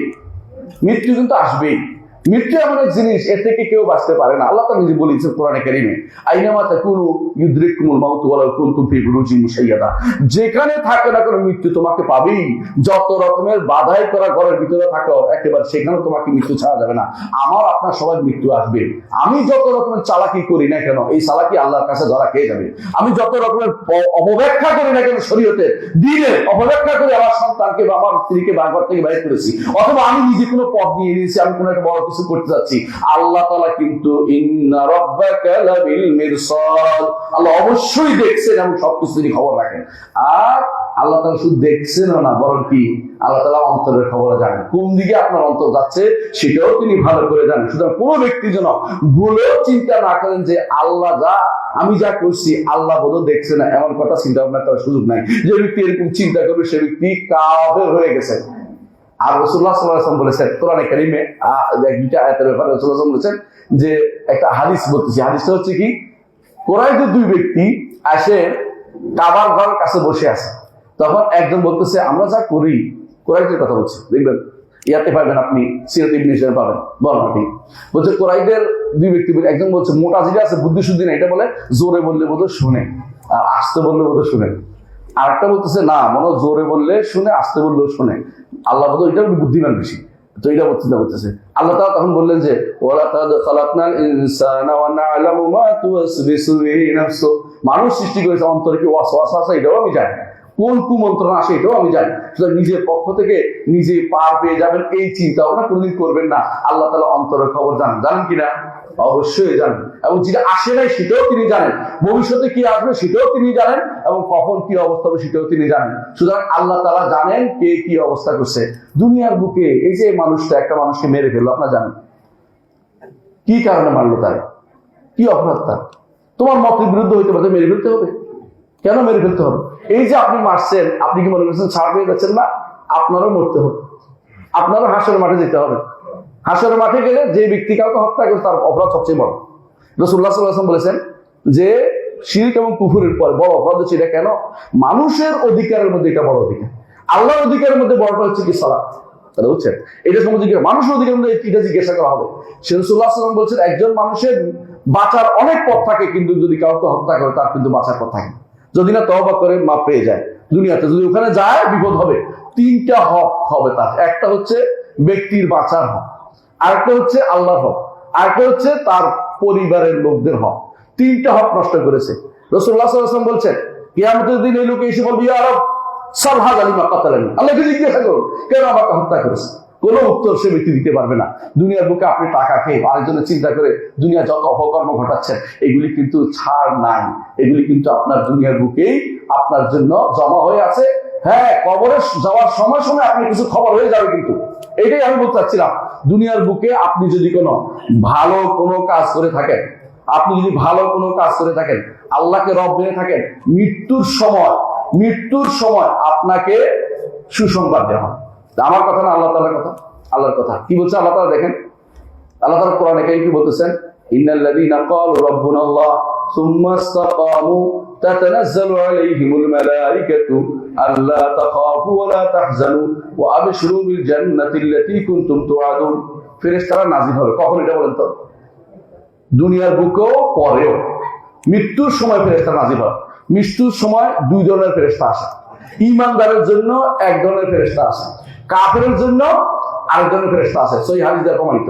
বারা ইবনে আযিব বর্ণিত হাদিস, আবু দাউদ, নাসাই, তিরমিজি, ইবনে মাজাহ, সাহিহ হাদিস কিতাব এটা সাহিহ হাদিসের কিতাবের মধ্যে হাদিসটা আসছে।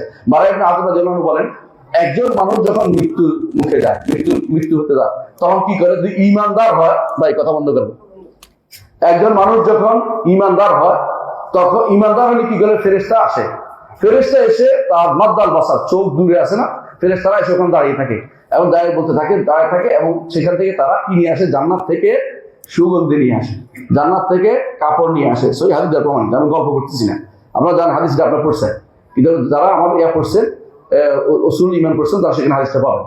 তো এই হাদিসটা এনে কি করেন? তারা কি করে? কাপড় এবং সুগন্ধি নিয়ে আসেন, এনে তারা মাদ্দাল বাসার চোখ যদূর আছে অদূরে তারা বসেন, বসে তারা বলতে থাকেন, কি বলতে থাকেন? যে আইয়াতুর রূহ, হে ভালো রূহ, তুমি বেরিয়ে আসে। বেরিয়ে আসা মাত্র মালাকুল মউত বের করে তাদেরকে দেয়, তারা এটা নিয়ে উপরের দিকে উঠতে থাকে, যতদূর সুগন্ধিতে ভর্তি হয়ে যায়। আল্লাহু আকবার। ইমানদারের রূহ সুগন্ধিতে ভর্তি হয়ে যায়। প্রত্যেকটি রূহ এভাবে হরণ করা হয়। আপনার কাছে আশ্চর্য লাগে না? একই সময়ে পৃথিবীর কত জায়গাতে যে একই সময়ে রূহ হরণ করা হচ্ছে, এটাকে আপনি নির্ধারণ করতে পারবেন? পৃথিবীর বাইরেও কত প্রাণীর কুলে রূহ হরণ করা হচ্ছে। আপনার কাছে এত বড় কিছু একজনে কিভাবে এত কিছু করে, এটা টেনশন করার দরকার নেই, কারণ জগৎ পুরোটাই হচ্ছে মালাকুল মউতের সামনে। মানে কাকে আছে? মালাকুল মউত, আজরাইল নামে কোনো ফেরেশতা নেই। মালাকুল মউতের সামনে জগৎ পুরোটা কিরকম? একটা ডালার মতো। আপনাদের টাঙ্গাইলের মানুষ মাছ ধরে না, মহিলাদেরকে ডালার মধ্যে মাছ বাঁচে না, এরকম পুরোটা তার ডালার ভিতরে। আমি উদাহরণ দিচ্ছি বোঝার জন্য, ডালা কাকে বলে। এইটার ভিতরে আবার আমি মালাকুল মউতের উদাহরণ দিচ্ছি না, ডালাটা বুঝাচ্ছি মাছের মতো। পুরোটা মালাকুল মউত কত বড়, এটা বোঝানোর জন্য। তার সামনে একেবারে সরুরি, সে এখানে একটা মারে, ওইখানে একটা মারতেছে, এখানে মারতেছে, মারতে কোনো অসুবিধা হচ্ছে না। আপনার মতো ওইখানে যায় দৌড়ে যায়, দেখতে হবে, এরকম না কথা বুঝতে পারছি। মানুষ সবসময় নিজের উপর কেয়াস করে। যদি আপনি এটা বুঝতে পারেন, পুরো জগতের সৃষ্টিকুল সবগুলি মালাকুল মউতের সামনে একটা ডালার মতো উপস্থিত, এটা একটা বর্ণনা সহিহ বর্ণনা আসছে সাহাবায়ে কেরাম থেকে। তাহলে রব্বুল ইজ্জত, যিনি সমস্ত সৃষ্টির চেয়ে বড় না, আল্লাহ কত বড় জানেন? আল্লাহ কত বড় জানেন না? তো আল্লাহ আসমান জমিন, আল্লাহ তাআলা জমিনগুলো সব আল্লাহর মুষ্টির ভিতরে থাকে। হ্যাঁ, পাইছেন কোরআন কারীম কি বলছে? আল্লাহ তাআলা কোরআনে বলছে ওয়াল আরদু জামিআন ক্বাবদাতুহু ইয়াওমাল কিয়ামা, সমস্ত জমিন আল্লাহর মুষ্টির ভিতরে থাকবে। ওয়াস সামাওয়াতু মাতুইয়াতুম বিয়ামিনিহি, সমস্ত আসমান আল্লাহ তাআলার ডান হাতে ভাঁজ করা থাকবে। কিরকম ভাঁজ করা? ইয়াওমা নাতুইস সামাআ কাতাইয়িস সিজিলিল কুতুব কামা বাদানা আউওয়ালা খালকিন নুঈদু ওয়া'দান আলাইনা ইন্না কুন্না ফাইলিন। যেদিন আমরা রাখবো আসমান সমূহকে একটার উপর একটা ভাঁজ করে, কাগজ যেভাবে রাখে, আল্লাহ উদাহরণ কাগজ দিয়ে দিছে, কাগজ যেভাবে একটার উপর একটা রাখে লেখার জন্য, সেভাবে আল্লাহ তাআলা আসমান সমূহকে তার হাতে রাখবেন। এখন তখন তিনি বলবেন, কি বলবেন? আনাল মালিক আইনা মুলুকুদ দুনিয়া, আমি রাজা, দুনিয়ার রাজারা কোথায়? তাহলে যেইগুলো দেখছি বড় বলছে ফেরেশতারে, ওই ফেরেশতার মধ্যে একটা ফেরেশতার কথা আমার নবী বলেছেন যে হামালাতুল আরশ, আরশ বহনকারী ফেরেশতা, কানের লতি থেকে কান পর্যন্ত দূরত্ব কয়শো বছরের? 700 বছরের। কত? কার 700 বছর? তাই পাখির 700 বছরের। একটা পাখি 700 বছর উড়লে যদি যাইতে পারে, এইটা কাঁধ এবং কানের মাঝখানে দূরত্ব হচ্ছে তার এত বড়। ফেরেশতা কত বড় এটা আমরা জানি না। এই সব কিছু কিন্তু আমার হবে মুষ্টির ভিতরে থাকবে। এত বড় আমার রব। এই জন্য আপনি কি বলেন? আল্লাহু আকবার। আর কি বলেন? সুবহান রাব্বিয়াল আযীম। আর কি বলেন? ওয়া হুয়াল আলিয়্যুল আযীম। তিনি বড়। এই বড়ত্ব উপলব্ধি করতে যে ব্যক্তি পেরেছে, সে ব্যক্তি আল্লাহকে ভয় করবে, নাহলে আল্লাহকে ভয় করবে না। এই জন্য কেন আমরা বলি, কোরআন এবং সুন্নাহ যত বেশি পড়বেন, আল্লাহর মহত্ব বড়ত্ব আপনার অন্তরের ভিতরে তত বেশি আসবে। যে ব্যক্তি কোরআন সুন্নাহ থেকে দূরে থাকবে, যত পণ্ডিত হোক না কেন, ভুল করবে, আল্লাহকে চিনতে পারেনি। মুহাম্মদ রাসূলুল্লাহ সাল্লাল্লাহু আলাইহি ওয়াসাল্লাম আল্লাহকে বেশি চিনতেন বলেই বেশি ভয় করতেন।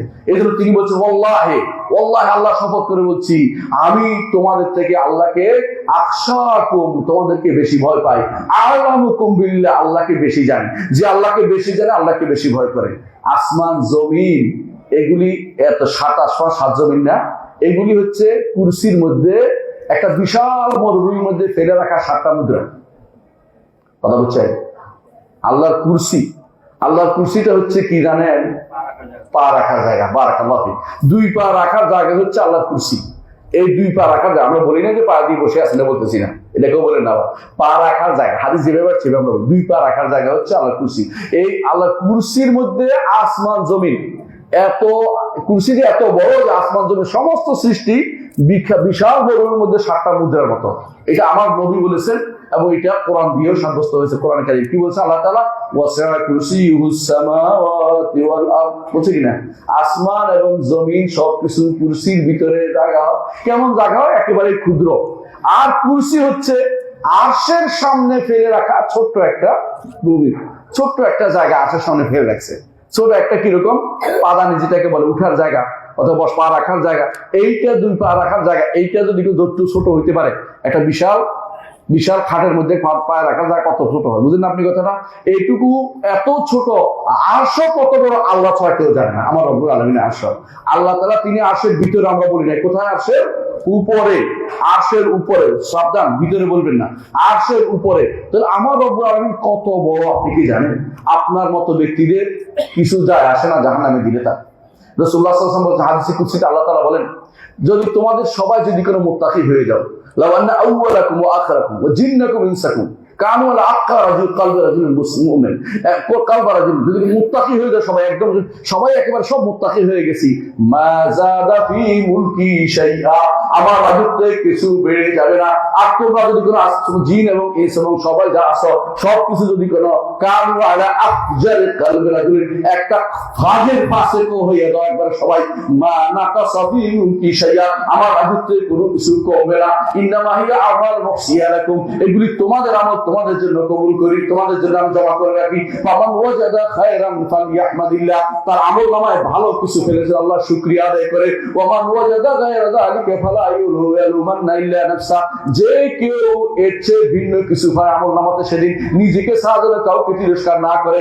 সময় থাকতে আল্লাহ জানিয়ে দিয়েছেন যদি আমরা ভালো কিছু করি দুনিয়ার বুকে ফেরেশতা সুসংবাদ নিয়ে আসবে, বলছেন একটু আগে, সুসংবাদ আসবে। কিন্তু আর যদি খারাপ হয় দুনিয়ার বুকেই ফেরেশতা কি নিয়ে আসবে? লাঠি নিয়ে আসবে।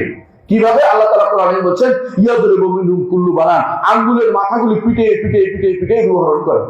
কারণ তাকে দেখলেই যখন আযাবের ফেরেশতা দেখে যে ফাসিক ফাজির, যে কাফের, তার শরীরে সমস্ত শরীরে রূহটা কি হয়? চলে যায়। রূহটা যখন সমস্ত দিক শরীরের ভিতরে ঢুকে যায় তখন বের হতে চায় না, তখন পিটে পিটে পিটে আল্লাহ তাআলা কোরআনে কারীম বলছে, রাসূল হাদিস দেয়া আছে, পিটে পিটে তাকে বের করে আনে। এখন যখন সে বের হয় দুর্গন্ধে ভর্তি হয়ে যায়, ও দুর্গন্ধ উপরের দিকে উঠতে দেওয়া হয়, তা বলে তাকে সিজিলে নিয়ে যাও। কোথায় নিয়ে যাবে? সিজিলে নিয়ে যাবে। এটা কি আমাদের না আর কারোর জন্য? বলেন তো, এই কথাটা বলছি আপনার কাছে মনে হতে পারে অন্য কারোর কথা বলতেছে, না ভাই আমাদের কারণে কারণ হয় এটা নয়, এটা 3 নম্বরটা নাই। হয় আপনাকে জান্নাত থেকে সুসংবাদ নিয়ে, জান্নাতের সুগন্ধি নিয়ে, জান্নাতের কাপড় নিয়ে আপনার রূহটা নেওয়ার জন্য আসবে, নয় জাহান্নাম থেকে অথবা আপনার জন্য জাহান্নাম দুর্গন্ধ এবং সবচেয়ে খারাপ জিনিস নিয়ে আসবে, যেটা নিয়ে আপনাকে দুর্গন্ধময় জায়গাতে আপনাকে উপরে উঠতে আপনাকে দেওয়া হবে না, আপনার রূহ উপরে উঠতে দেওয়া হবে না, সিজিনে নিয়ে নামানো হবে। আপনি কোনটার ভিতরে, আমরা কোনটার ভিতরে আছি ভালো করে দেখা দরকার, ঠিক কিনা? দেখা দরকার কিনা? ঠিক এই অবস্থা প্রত্যেকটি মানুষের জীবনে আসবে। ওয়াজাআত সাকরাতুল মাউতি বিল হক যালিকা মা কুনতা মিনহু তাহিদ, আল্লাহ বলছে সাকরাতুল মউত প্রত্যেকেরই আসবে। মুহাম্মদুর রাসূলুল্লাহ সাল্লাল্লাহু আলাইহি ওয়াসাল্লাম সাকরাতুল মউত ছিল, তিনি যখন মারা যাচ্ছিলেন রাসূলুল্লাহ সাল্লাল্লাহু আলাইহি ওয়াসাল্লাম তখন বারবার বলতেছিলেন, আলা ইন্না লিল মাউতি সাকারাত, জেনে রাখো মৃত্যুর কি আছে? পাগলামি আছে, মৃত্যুর পাগলামি আছে। মৃত্যুর পাগলামি এত ভয়াবহ যে যদি বর্ণনা করা যেত তাহলে আপনারা কেউ দুনিয়াতে শান্তি থাকতে পারতেন না। বর্ণনা করা যায়নি। শুধু মুহাম্মদ রাসূলুল্লাহ সাল্লাল্লাহু আলাইহি ওয়াসাল্লাম বারবার আমাদেরকে সাবধান করে দিয়েছেন কি, আলা ইন্না লিল মাউতি সাকারাত, মৃত্যুর কি আছে? পাগলামি আছে। একটা জীবন্ত ছাগলকে যেভাবে যদি আপনি সারা চামড়া খুলতে থাকেন যেরকম কষ্ট হয়, সেরকম একটা মৃত্যু মনে হয় যেন আপনাকে সেরকম কষ্ট দিবে। এইটার নাম হচ্ছে সাকরাত, পাগলামি। মৃত্যুর কষ্ট ভয়াবহ, প্রত্যেকটি মানুষকে কিন্তু সাকরাতুল মউত দিয়ে পার হতে হয়। সুতরাং সাকরাতুল মউত থেকে আল্লাহ যদি কোনো সহজ করে দেয় সহজ হবে। মুহাম্মদুর রাসূলুল্লাহ সাল্লাল্লাহু আলাইহি ওয়াসাল্লাম কেন আল্লাহ তাআলা তাকে ইচ্ছা করলে তো সাকরাতুল মউত নাও দিতে পারতেন, কেন দিয়েছেন? কেন দিয়েছেন বলতে পারবেন? এক নম্বর হচ্ছে, হ্যাঁ বলো, তিনি যে মানুষ সেটা প্রমাণ করেছে। আচ্ছা, আরেকটা হচ্ছে তার মর্যাদা বৃদ্ধি করার জন্য। আরেকটা হচ্ছে মানুষকে তিনি সাবধান করে দেন, অন্যদেরকে তিনি বলার মতো সুযোগ দেন না, কিন্তু তাকে বলার সুযোগটা দিয়েছেন দুনিয়ার মানুষ যেন সাবধান হতে পারে। কারণ উম্মতের সবচেয়ে বেশি রাউফ এবং রাহিম, দয়ালু হচ্ছে কে? মুহাম্মদুর রাসূলুল্লাহ সাল্লাল্লাহু আলাইহি ওয়াসাল্লাম। এই জন্য তিনি উম্মতের ভালো যেটা এটা বলছেন এমনকি মৃত্যুর সময় বলে গেছেন, আর যেটা খারাপ সেটা মৃত্যুর সময় বলে গেছেন। এই জন্য মুহাম্মদুর রাসূলুল্লাহ সাল্লাল্লাহু আলাইহি ওয়াসাল্লাম যখন মৃত্যুর সময় আসছে তখন তার অবস্থা খুবই খারাপ যাচ্ছে। এমন সময় তার দুই স্ত্রী উম্মে হাবিবা এবং উম্মে সালামা রাদিয়াল্লাহু আনহা দুইজনে হাবশা হিজরত করে আসছে। হাবশা বুঝছেন তো, মানে মক্কা থেকে হাবশা গেছে, হাবশা থেকে মদিনায় আসছে, হিজরত, দুই বিশাল হিজরত করেছেন।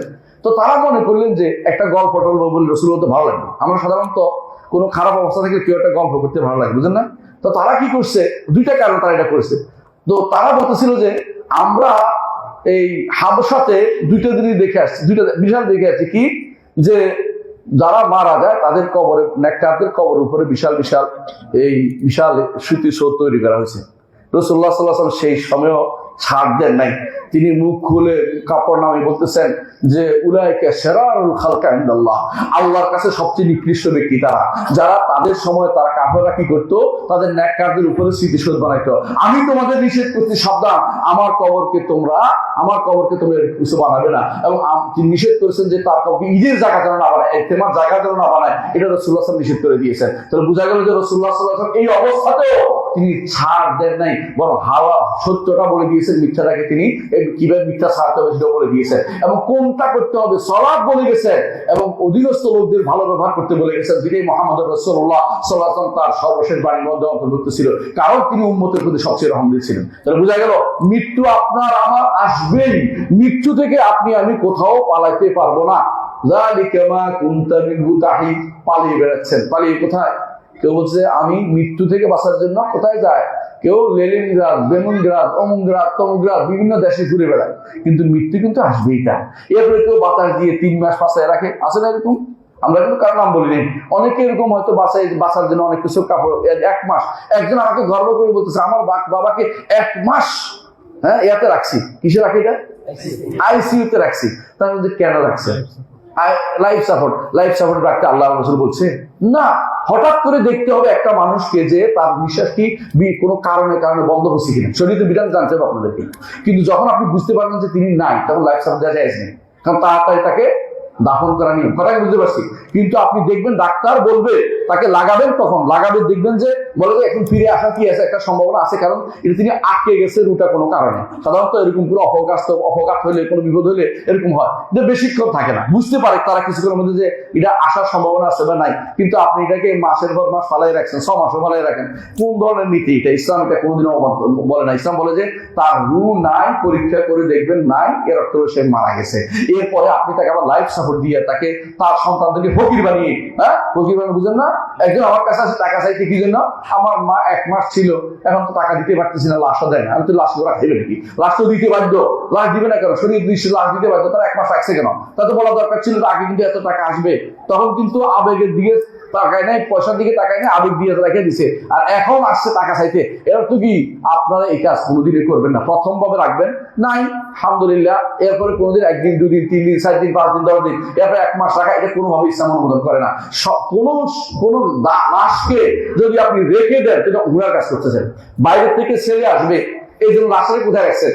ফ্রিজে ঢুকে রাখছেন, অর্থাৎ হারাম কাজ করতেছেন আপনি, কথা বুঝলেন কিনা? ছেলের জন্য অথবা আপনার আত্মীয় স্বজন রয়ে গেছে, তারা আসবে, ওই ফ্রিজে ঢুকাইতে পারবেন না, কারণ যখন মারা গেছে আপনি শিওর হয়েছেন। সবচেয়ে বড় কাজ হচ্ছে মৃত ব্যক্তিকে সবার আগে কি করা? দাফন করার ব্যবস্থাপনা করা। শরীয়তের বাইরে চলতে চিন্তা ভাবনা যারা করে, তারা কিন্তু নিয়ে সবকিছু হয়ে যাচ্ছে।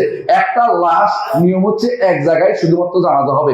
এখনকার জানাজা কয় জায়গা হয়, যেখানে সেখানে জানাজা হচ্ছে। বড় ভাই এই চিন্তা কে দিল, এই শরীর কে দিল তাদেরকে। অর্থাৎ এখন রাজনীতি নামক তথাকথিত ভাওতাবাজি এখন সারা দুনিয়া চালু হয়ে গেছে। রাজনীতি এখন আছে, রাজনীতি ভাওতাবাজি করে। কিসের রাজনীতি? সবাই রাজনীতি করছে কিসের নাম, আর ভাওতাবাজি কিসের নাম আপনি বুঝতে পারেন না। আল্লাহর বিধানের বিরুদ্ধে যারা ওই সমস্ত রাজনীতি নাম করে চালু করেছে, তারা মিথ্যাচার করতেছে, কারণ শরীয়তে এই জিনিস নাই। আপনাকে মনে করতে হবে এটা আপনি নিজের মন মতো একটা জিনিস চালু করছেন, মানুষের আবেগ নিয়ে খেলাধুলা করছেন, এটা আল্লাহ শরীয়তের ভিতরে পড়ে না। এই শুধু রাজনীতি এগুলো শয়তানের নীতি আবিষ্কার করেছে। রাজনীতি হচ্ছে আল্লাহ তাআলা, রাজনীতি হচ্ছে রাষ্ট্র কিভাবে পরিচালনা করবে, ক্ষমতায় গেলে রাজনীতি শুরু হয়। ক্ষমতা যাওয়ার আগে ইসলামী নীতিকে অবলম্বন করবেন, যাওয়ার আগে। ইসলামে যাওয়ার পরে আল্লাহর দিন কিভাবে বাস্তবায়ন করতে সেই চেষ্টা আপনারা করবেন। এইটাই হচ্ছে রাজনীতি। এর বাইরে যত রাজনীতি নামে যত কুনীতিগুলি বাইরের দেশে কুফুরি মতবাদের চালু করে দিয়েছেন, এগুলিকে দেশে পড়ানো হচ্ছে, হাজার হাজার ছাত্র পড়তেছে এগুলিতে, এবং ইউনিভার্সিটি গুলিতে এই সমস্ত ডিপার্টমেন্ট খুলে দেওয়া হয়েছে, কুফুরি শিক্ষার ডিপার্টমেন্ট খুলছে। আপনি ইসলাম এদেশে প্রতিষ্ঠা করার আগে চিন্তা করুন আপনার সন্তানরা ইসলামটাকে বুঝছে কিনা, আপনার টিচাররা বুঝছে কিনা, আপনার দেশের মানুষগুলো ইসলাম বুঝে কিনা। আপনার দেশের মানুষ ইসলাম কিছুই বুঝে না, আপনাদের তাওহীদ শিক্ষা দিতে পারেন না এখন পর্যন্ত, আল্লাহর বিধানকে কি মানতে হবে ফরজ সেটা তারা বুঝতে পারে না। তাদের মনে হয় যে এইটাও চলে এইটাও চলে, এটা ইসলাম নয়, এটা ইসলাম নয়। قل يا أيها الكافرون لا أعبد ما تعبدون ولا أنتم عابدون ما أعبد ولا أنا عابد ما عبدتم ولا أنتم عابدون ما أعبد لكم دينكم ولي دين। মুহাম্মদুর রাসূলুল্লাহ সাল্লাল্লাহু আলাইহি ওয়াসাল্লাম আলাদা করে দিয়েছেন, ইসলামের সাথে অন্য কোন দ্বীনের সামান্যতম কোন সম্পর্ক তৈরি করতে পারবেন না। ইসলাম আলাদা হওয়ার কারণে যুদ্ধটা হয়েছে, ইসলাম আলাদা হওয়ার কারণে মুহাম্মদুর রাসূলুল্লাহ হিজরত করেছেন, ইসলাম আলাদা হওয়ার কারণে আলাদের কষ্ট পেতে হয়েছে। ইসলামকে আলাদাই রাখতে হবে। সাহাবায়ে কেরাম কষ্ট এমনি পায় না। আপনি যদি মনে করেন যে কিছু মানি না বা কিছু জায়গা দেই, তাহলে আপনি ইসলামের সাথে অবমাননার কাজ করলে ইসলাম কোনোদিন মেনে নিতে পারেন। আমি কি বুঝাতে পারছি? অন্তরের মধ্যে ইসলামের পবিত্র পুরোপুরি ঢোকার চেষ্টা করুন।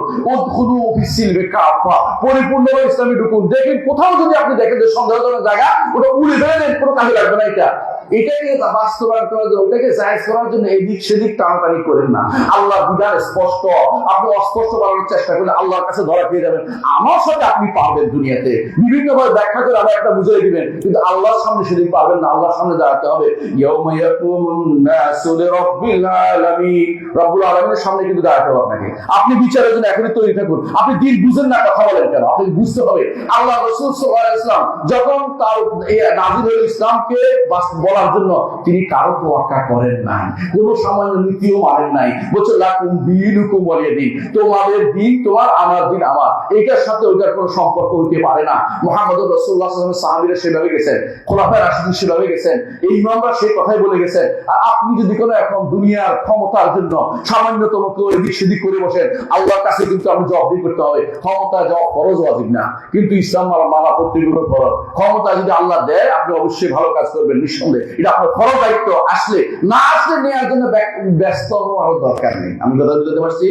না আসলে ক্ষমতা নেওয়ার জন্য ব্যস্ত হওয়া এটা ইসলামের দায়িত্ব, নীতির ভিতর পড়ে না। ক্ষমতা যেভাবে ইসলামিক কায়দা নিতে হবে, সেই কায়দা আপনাকে খুঁজে বের করতে হবে যে আমি ইসলামিক কায়দায় যেতে চাই। আপনি কুফরি মেনে নিতে ক্ষমতা যাবেন, ওই চিন্তা আপনাকে বাদ দিতে হবে। এই চিন্তা কোনদিন আপনাকে দেয় নাই, আপনাকে কোথাও সামান্যতম এই জাতীয় সার্টিফিকেট সম্পূর্ণ দেয় নাই যে ব্যক্তি এটা বলবে। অনেকে আছে কি বলে বলেন তো, মন্দের ভালো। ও ভাই, মন্দের ভালো কাকে বলে বুঝেন? দুইটার নীতি আপনি বাধ্য, এর মধ্যে কোনটা আপনি নেবেন তখন মন্দের ভালো, কথা বুঝেন কিনা? আপনি দুইটা জিনিস খারাপ, দুইটার মধ্যে আপনি চলার 3 নম্বর রাস্তা নাই, সেটা হচ্ছে মন্দের ভালো আপনি খুঁজবেন। যেখানে 3 নম্বর রাস্তা আছে সেখানে মন্দের ভালো খোঁজা বৈধতা নেই। আমি কথা বুঝতে পারছি? ঠিক আছে, জানতে হবে, শরীয়ত জানতে হবে, না হলে একটা ফতোয়া দিলে ভুল করে এটা কিন্তু ইসলাম চলে না। নিজের মন মতো ফতোয়া ইসলামে চলে না। ইসলাম জানতে হবে কোন জায়গায় ফতোয়া দিতে হবে, মুফতি হতে আগে এলম শিখতে হয়, মন মতো একটা ফতোয়া চালু করে দিলে হয় না। এগুলি হচ্ছে রাজনৈতিক ফতোয়া, প্রসব হবে অনবরত। প্রসব বুঝেন তো? প্রসব দেখলে আমাদের প্রসব দেয় এখন রাজনৈতিক ফতোয়া, এগুলি ইসলামিক কোন শরীয়তের ভিতরে পড়ে না। যারা ইসলামিক শরীয়ত মানে তারা এই সমস্ত ফতোয়া দেয় না। আপনাকে জানতে হবে ইসলাম কমপ্লিট কোড অফ লাইফ, জীবনের সর্বক্ষেত্রে ইসলাম প্রয়োজনীয়। রাজনীতির জন্য ইসলাম আছে না? ক্ষমতার জন্য ইসলাম আছে নাই? ক্ষমতা যাওয়ার জন্য ইসলাম নাই? তো আপনি ক্ষমতা যাওয়ার জন্য আরেকটা নিবেন কেন? আপনি মনে করেন ক্ষমতা যাওয়ার জন্য ইসলামী নীতি পছন্দ হচ্ছে, আপনি ইমান নাই। ইসলামী নীতি আপনার পছন্দ হতে হবে, ইসলামী নীতি আপনাকে বাস্তবায়ন করতে হবে। আমি আমার দীর্ঘ কথাটা বলতেছি এটাই, কবরে গেলে কিন্তু আপনার খবর হবে। এখন হয়তো আপনার কাছে মনে হতে পারে খুব মজা লাগতেছে, ভালো লাগতেছে, কিন্তু কবরে যখন যাবে আপনার কিন্তু এর জন্য জবাবদিহি করতে হবে। প্রতিটি মানুষ নিজের সম্পর্কে ভালো জানে। আল্লাহ কোরআনে কারীম বলেছেন, বালিল ইনসানু আলা নাফসিহি বাসীরা ওয়ালাউ আলকা মাআযিরা। প্রতিটি মানুষ নিজের সম্পর্কে খুব ভালো জানে, যদিও সে কি করে ওজোর পেশ করে। ওজোর পর্যন্ত আমার আর কিছু করার ছিল না, আমাদের আর কিছু উপায় নেই, আমরা পিঠে দেয়ালে পিঠ থেকে গেছে, এগুলি মিথ্যা কথা বলে। দেয়ালে পিঠ থাকে, দেয়ালে পিঠ থাকার জন্য বড় কাজ হচ্ছে এই মানুষগুলোকে আল্লাহ দুনিয়াতে আপনার সামনে আমার সামনে যে মানুষগুলো আছে এগুলিকে আগে ঈমান শিক্ষা দেন। এগুলি কুফরিয়া যাবে না, এগুলি ওই দল করবে না, ওই দল করবে, ইসলামের ভিতরে থাকবে। যারা ইসলামের ভিতরে থাকবে আপনাকে ছাড়া কাকে মনোনীত করবে? প্রথম কাজ হলো ইসলাম ঢুকানো। আমার সমস্যা হচ্ছে এখানে যে ইসলাম আমরা ঢুকাইতে পারি না মানুষের ভিতরে। হাজার হাজার মানুষ, লাখ লাখ মানুষ বাংলাদেশে, বলে কোটি মানুষ, কোটি কোটি মানুষের ভিতরে ইসলাম প্রবেশ করে নাই। তারা ওই সমস্ত মুসলিম যারা বাবা মুসলিম ছিল, ছেলেও মুসলিম হয়েছে। কথা কি বুঝাতে পারছি? বাবা মুসলিম, ছেলে মুসলিম হয়েছে, কিন্তু তারা ইসলামকে ভালো করে বুঝে নাই। এমন হাজার হাজার লাখ লাখ মুসলিম রয়েছে, ইসলাম কাকে বলে এই জিনিসটা শিখে নাই। ইসলাম কাকে বলে? 3 জিনিস লাগে ইসলাম হতে, মনে রাখবে। 1 নম্বর হচ্ছে আল ইসতিসলাম লিল্লাহি বিত্তাওহীদ, মুখস্থ করতেছেন আপনাকে, কারণ আপনারা মুখস্থ থাকবেন আল্লাহর জন্য তাওহীদ নিয়ে আত্মসমর্পণ, এটা থাকতেই হবে আপনাকে। 2 নম্বর হচ্ছে আল ইনকিয়াদ লাহু বিত্তাআ, আনুগত্য করতে হবে আল্লাহ, আর কারো আনুগত্য দিকে আপনার আল্লাহ তার আনুগত্য যাকে বলছে, রাসূলের আনুগত্য এবং শাসকের আনুগত্য, শাসক যারা অথবা আলেমদের আনুগত্য করতে হবে, যারা সত্যি কথা বলবে তাদের। এদের আনুগত্য নিরঙ্কুশ না, এদের আনুগত্য হচ্ছে আল্লাহ তার রাসূলের আনুগত্য করতে গিয়ে যতটুকু করা যায় ততটুকু করবেন। আমরা কি বুঝাতে পারছি? তাহলে বুঝা গেল 2 নম্বর। 2 নম্বর 3 নম্বর হচ্ছে যে আপনাকে 3 নম্বর হচ্ছে আল বারাআতু মিনাশ শিরকি ওয়া আহলিহি, শিরক এবং মুশরিকদের থেকে নিজেকে সম্পূর্ণরূপে বিমুক্ত ঘোষণা করতে হবে। কোনোভাবেই কোন শিরকের সাথে আপোষ করা যাবে না। যারা শিরকের সাথে আপোষ করে তারা কিন্তু মুসলিম এখনো হইতে পারে নাই। কারণ ইব্রাহিম আলাইহিস সালাম তিনি ছিলেন প্রথম মুসলিম। তিনি কি দাবি করেছেন? ইন্নানি বারিউম মিম্মা তুশরিকুন, তোমরা যে শিরক করছো এর থেকে আমি মুক্ত, তোমরা যে শিরক করছো এর থেকে আমি মুক্ত। এর অর্থ হচ্ছে শিরক থেকে মুক্তি না পেলে, শিরক এবং মুশরিকদের থেকে যদি নিজেকে মুক্ত না করে, কোন ব্যক্তি মুসলিম হতে পারবে না। মুসলিম হতে হলে নিজেকে আগে শিরক ও মুশরিক মুক্ত ঘোষণা করতে হবে। 3টি জিনিস বলেছি, মনে আছে? 1 নম্বর কি?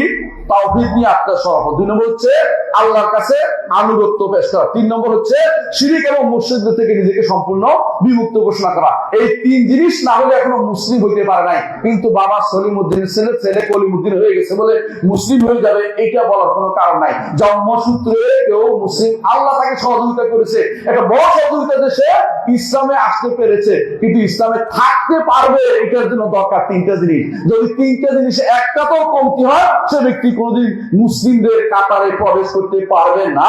এটা ঈমানদারের বোঝা উচিত। মুসলিমদের কাতারে উঠতে হলে অবশ্যই এই 3টা জিনিস থাকতে হবে তার মধ্যে, যে একমাত্র আমি আল্লাহর তাওহীদ বাস্তবায়ন করব, দ্বিতীয়ত আল্লাহর আনুগত্য করে যাব, 3 নম্বর শিরক এবং মুশরিকদের থেকে নিজেকে বিমুক্ত ঘোষণা করব। এদের সাথে আমার কোনো কম্প্রোমাইজ চলবে না, আল্লাহর বিধানের ব্যাপারে কোনো ছাড় চলবে না। আল্লাহর বিধান আমাদের প্রত্যেককেই মানতে হবে কিনা? বিচারক মানতে হবে কিনা? রাষ্ট্রপ্রধান মানতে হবে কিনা? এমপি সাহেব মানতে হবে কিনা? নাকি চেয়ারম্যান সাহেবের কি ছাড় আছে? কারো ছাড় নাই। এলাকার চেয়ারম্যান সাহেব যদি বলে যে আমার মতো ছাড় আছে, কিন্তু না, উনারও মানতে হবে, এবং উনার মানার জায়গা আরো একটু বেশি। কেন বেশি জানেন তো? একজন মানুষ ব্যক্তি, একজন মানুষ পরিবার, কু আনফুসাকুম ওয়া আহলিকুম নারা, কিন্তু একজন যে এমপি হবেন, যিনি চেয়ারম্যান হবেন, যিনি মেম্বার হবেন, তিনি কিন্তু আরো বড় জায়গার লিডার। তিনি কিন্তু এদের অধীনস্থ যা তাদের ব্যাপারে জিজ্ঞাসা করা, তাকে প্রশ্ন করা হবে এবারে, কুল্লুকুম রাইন ওয়া কুল্লুকুম মাসউলুন রাইয়াতিহি, তোমাদের প্রত্যেকে রাখাল, তোমাদের প্রত্যেকে রাখালিপনা সম্পর্কে জিজ্ঞাসা করা হবে। প্রত্যেকে রাখাল, আপনি কিন্তু একজন রাখাল, প্রত্যেকে রাখাল, প্রত্যেকে দায়িত্বশীল। এই দায়িত্ব সম্পর্কে জিজ্ঞাসা করা হবে। আপনার সন্তান সম্পর্কে সবার আগে জিজ্ঞাসা করা হবে, আপনার দিন সম্পর্কে সবার আগে জিজ্ঞাসা করা হবে। সুতরাং শরীয়তের বিধানের ব্যাপারে কোনো ছাড় যারা দিবে তাদের সাথে কোনো কথা আপনি শুনবেন না। আল্লাহর বিধানকে এক বিন্দুও ছাড় দিবেন না, যতটুকু ছাড় দিবেন অতটুকু কুফরি কেটে নিয়ে আনবেন। কথা কি বুঝতে পারছি? কারণ আল দিন পরিপূর্ণ। একটা পরিপূর্ণ গ্লাসে 1 ফোঁটা পানি দিলে কি হবে আমাকে বলেন তো? ভিতর থেকে 1 ফোঁটা পড়ে যাবে। এর অর্থ হচ্ছে আপনি বাইরে থেকে কিছু আমদানি করার অর্থ হচ্ছে আল্লাহর শরীয়তকে কি করলেন? আপনি ছাড় দিলেন। আল্লাহর শরীয়তকে ছাড় দেওয়া হচ্ছে অন্য কিছু আমদানি করলেন। অন্য কিছু আমদানি করা জায়েজ নাই। আমাদের যে সমস্ত, আমাদের না হোক অন্য দেশের ধরেন বিচারকরা যে সমস্ত বিচার করে, কুফরি আইন দিয়ে বিচার করে না, এগুলি কি বৈধ আছে কোথাও? যে ব্যক্তি জায়েজ মনে করে সে কাফের না, যে ব্যক্তি এটা দিয়ে বিচার করে সে আইন বানাচ্ছে সে তাগুত না। এটাকে অস্বীকার করবে কোনোদিন? এগুলি তাগুত না। যারা তাগুত কাকে বলে? ঈমানদার হতে পারবে তখন পর্যন্ত আগে তাগুতকে কুফরিতে অস্বীকার করলে ঈমানদার হতে হলে পরে আসবে যে আমি তাগুতকে অস্বীকার করেছি, এখন ঈমানদার হতে পেরেছি। তাগুতকে মেনে নিয়ে সালাত আদায় করলেও কাজ হবে না, হজ করলেও কাজ হবে না। তাগুতকে ছাড়তেই হবে আপনাকে। আল্লাহ বিরোধী বিধান, আল্লাহ বিরোধী শরীয়ত, আল্লাহ বিরোধী বিভিন্ন রকমের যত রকমের চিন্তা চেতনা, যত রকমের কি বলে এগুলি ফিকরি চিন্তা ভাবনা, যত রকম আকীদা বিশ্বাস, সবগুলি যদি আপনি ছাড়তে না পারেন আপনি ঈমানদার হতে পারেন না। আপনি কিসের কি করবেন? দিন কিভাবে কায়েম করবেন? দিন কায়েমের যে নকশা নিয়ে আসেন, আপনি নকশার মধ্যে ভুল আছে, নকশা আগে ঠিক করেন। কথা কি বুঝতে পারছি? নকশা থেকে ঠিক না হলে অবশ্যই জমি পাওয়া যায় না। আগে নকশাটা ঠিক করেন, যার উপরে ভিত্তি করে আপনি বসে আছেন ওই ভিত্তিটা শুদ্ধ কিনা আপনি দেখেন। কথা কি বুঝছেন? আপনি যে বাহনের উপর উঠছেন, আপনি বাহনটা দেখেন আফারসুন তাহতা রিজলিকা হেমা, পায়ের নিচে আমার আপনার বসার নিচে যেটা আছে নাকি গাধা না ঘোড়া, আগে ভালো করে দেখেন। গাধা তো চলে বেশি দূর যাওয়া যাবে না, ঘোড়া তো চললে অনেক দূর যাওয়া যাবে। সুতরাং আপনাকে দেখতে হবে আপনি কিসের উপরে বহন করে চলেছেন। দুনিয়ার বুকে ইসলামকে মানতে হবে সর্ব অবস্থায়, সামান্যতম ছাড় দেওয়া যাবে না। মৃত্যুর সময় যখন আসবে তখন কি হবে? ওয়াজাআত সাকরাতুল মাউত বিল হক যালিকা মা কুনতা মিনহু তাহিদ। মৃত্যুর হক, মৃত্যু পাগলামি আসবেই আসবে, কেউ বাদ যাবেন না। তাহলে এই তো পালাতে বেড়াচ্ছেন, কিন্তু কি হবে? একবার তো পালাচ্ছেন, আপনি মরে গেছেন, এরপরে কি হবে? ওয়া নুফিখা ফিস সূর যালিকা ইয়াউমুল ওয়াঈদ। সিংহের ফুৎকার দেওয়া হবে। সিংহের ফুৎকার দেওয়া হলে এই হচ্ছে ওয়াঈদের দিন, ধমকির দিন। কোন দিন সেটা? হাসরের মাঠে উপস্থিত হওয়ার দিন, আল্লাহর সামনে উপস্থিত হতে হবে। আমি আর যা বলতেছি, আপনি যা চিন্তা করতেছেন, এগুলো একটাও কিন্তু বাদ নাই, একটাও, সবগুলো নিয়ে উঠতে হবে। সেদিন আমল কেউ আপনার সহযোগিতা করবে না, নেতারা সেদিন পালাবে, কথা বুঝছেন কিনা? নেতারা সেদিন পালিয়ে যাবে, আর অনুষ্ঠানে সেদিন কিছুই পাবে না। এমনকি সেদিন রাষ্ট্রপ্রধানরা তারা তার নিজেদের নিয়ে ব্যস্ত থাকবে। আপনার ইমান, আপনার জিনিস, আপনার স্ত্রী আপনার পক্ষে থাকবে না, আপনার স্বামীও আপনার পক্ষে থাকবে না, আপনার সন্তান আপনার কাছে থাকবে না, আপনার স্বামী, আপনার বাবা আপনার কাছে থাকবে না। সেদিন প্রত্যেকেই নিজেকে নিয়ে ব্যস্ত।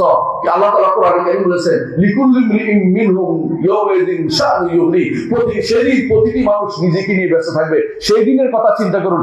দুনিয়াতে সমাজবদ্ধ জীবন নিয়ে আখিরাতের সমাজবদ্ধ উপকার পাবেন, এই আশা ছেড়ে দেন। কিছু কিছু মানুষ মনে করতেছে হাসরের মাঠে জাহাজ নিয়ে আসবে পিসাব, তাই না? হ্যাঁ, ওই পিসাবের খবর আছে। হাসরের মাঠে জাহাজ কেমন চলবে? শুকনো দিয়ে চলবে ওইটা? হাসরের মাঠের মধ্যে ওই পানি পাইবে কই? জাহাজ বানাইবে কই? আপনারা দেখেন না, আশেপাশে অনেকে কিন্তু এরকম বিশ্বাস করে বসে আছে, বুঝলেন কিনা?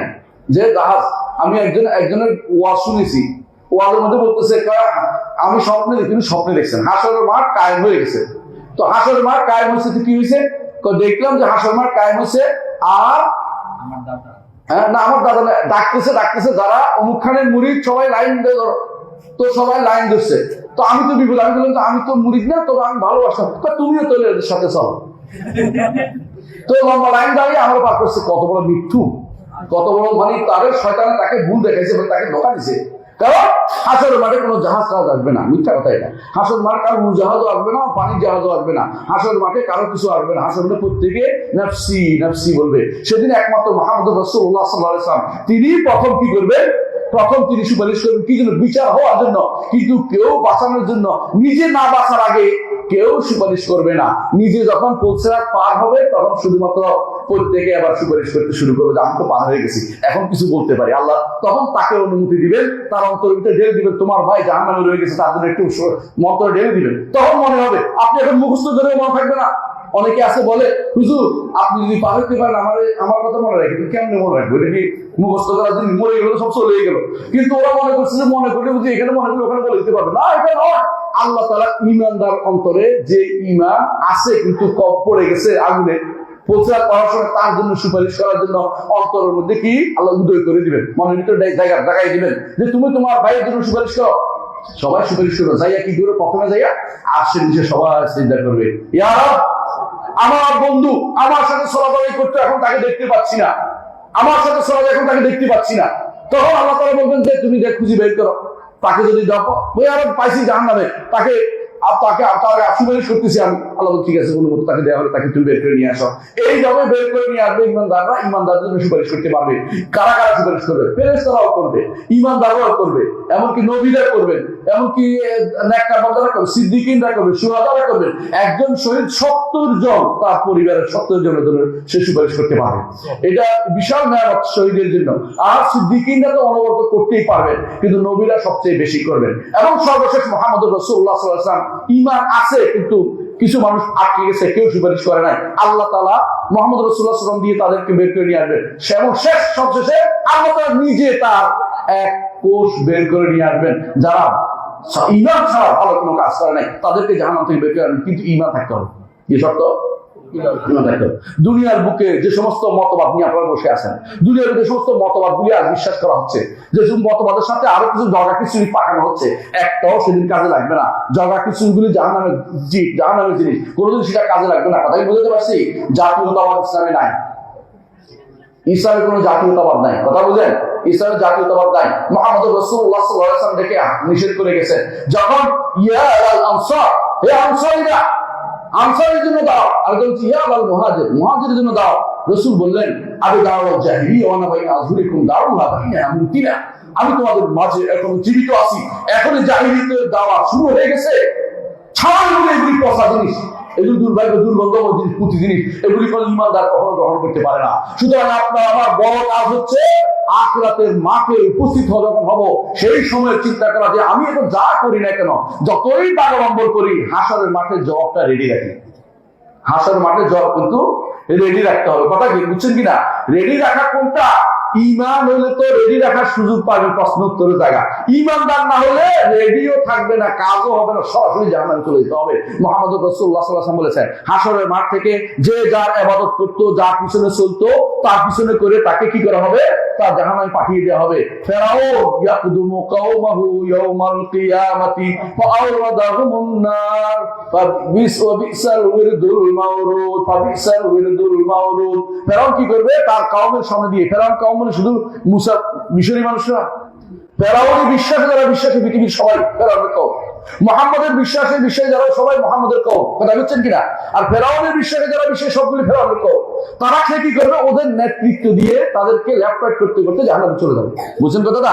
তাহলে মানুষ কবরে সে সময় হাসরের মাঠে কি অবস্থা হবে একটু চিন্তা করেন।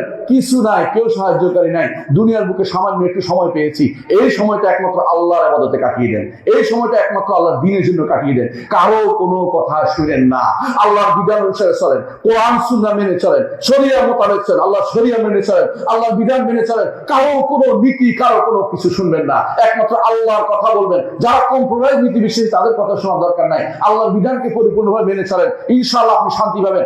দুনিয়ার বুকে আপনার না হলে একটা পথ পাইলেন না, কি হইল? কিছু হইল না, কিছু হইল না। কারণ আপনি আল্লাহর কাছে ভালো কিনা দেখা যাবে। বেলাল রাদিয়াল্লাহু আনহু কোন পদে ছিলেন বলতে পারবেন? দুনিয়াতে কোন পদে ছিলেন? কোন পদে ছিলেন না। কিন্তু রাসূল কি বলেছেন?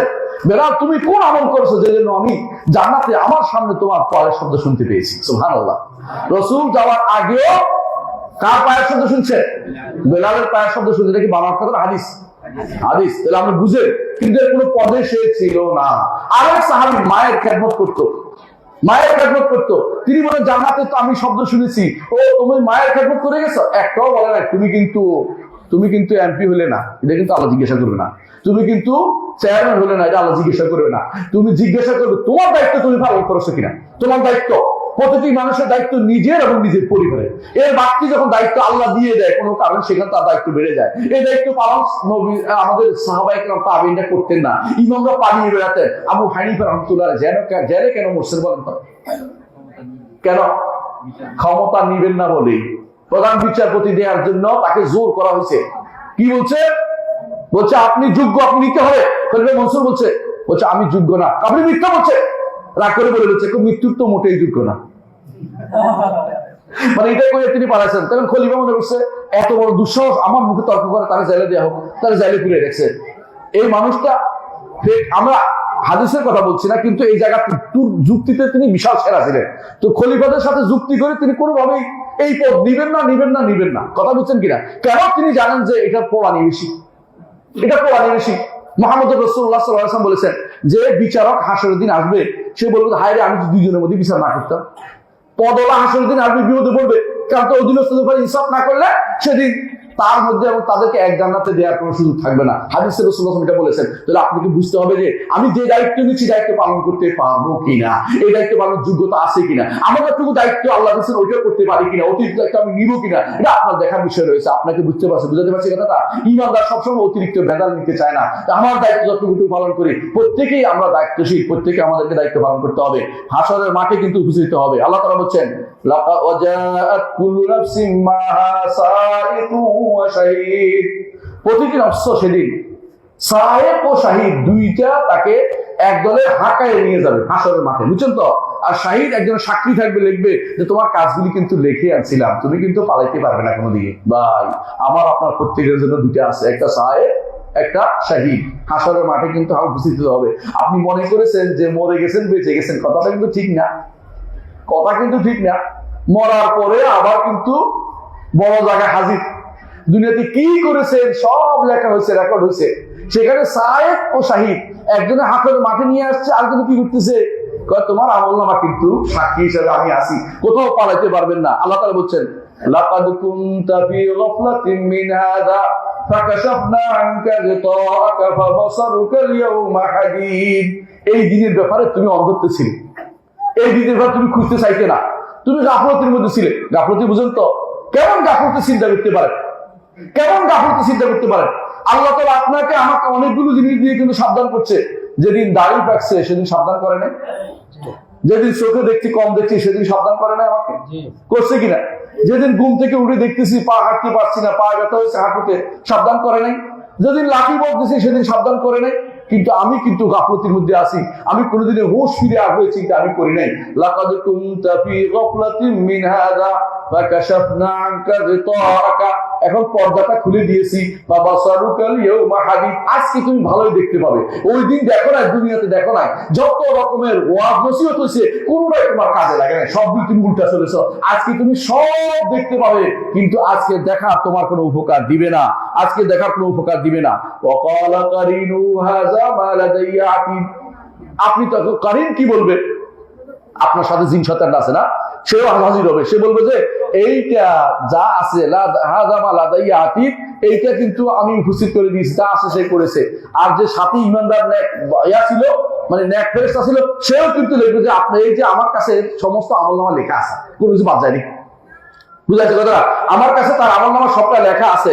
ও আলকিয়া ফি জাহান্নামা কুল্লা কাফারিন আনিদ, আল্লাহ তখন বলবেন যে বাঘ হয়ে গেছে, যত কাফের আছে, যত সীমা লঙ্ঘনকারী আছে, তোমরা দুইজনে তার জাহান্নামে নিক্ষেপ করবে। এই দুজনকে, একজন সায়েদ, একজন শাহিদ। যে ব্যক্তি হাকায় হাসার মাঠে আছে আর যে ব্যক্তি সাক্ষী, দুইজনে তার ধরে জাহান্নামের ভিতরে নিক্ষেপ করবে যদি কাফের হয়। আর ইমানদার হলে তার জন্য বিচারের ব্যবস্থা হবে, ছাড় হবে, তৌফিক হবে, কিছু হবে, ইমান নিয়ে কবরে যেতে হবে। কথাকে বুঝাতে পারছি? হাসরের মাঠকে চিন্তা করি আমরা, মৃত্যু আসবে, হাসরের মাঠ উপস্থিত হবে, এবং সেখানে গেলে আমাদের কি অবস্থা হবে একটু চিন্তা করেন। আপনি আরেকজনের চিন্তায় বিভোর হবেন না, নিজের চিন্তা করতে করেন। আগে নিজের চিন্তা করেন, নিজের চিন্তা করে শেষ হলে আরেকজনের চিন্তা করবেন। নিজের চিন্তা করে শেষ করতে পারবেন না।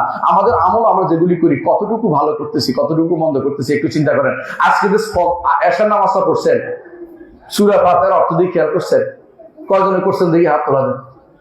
এই দুইজন তিনজন, সবাই করে নাই, খেয়াল করছেন তো? সূরা ফাতিহার অর্থ দিকে অনেকে বুঝেও নেই, সূরা ফাতিহার অর্থ অনেকে বুঝেও না। সুবহান রাব্বিল আযীম যখন বলছেন, আল্লাহর আজমত কি আপনার মনে আসছে? সুবহানাল আলা যখন বলছে, আল্লাহ সবচেয়ে উপরে, এটা কি মনে আসছে? আসে নাই।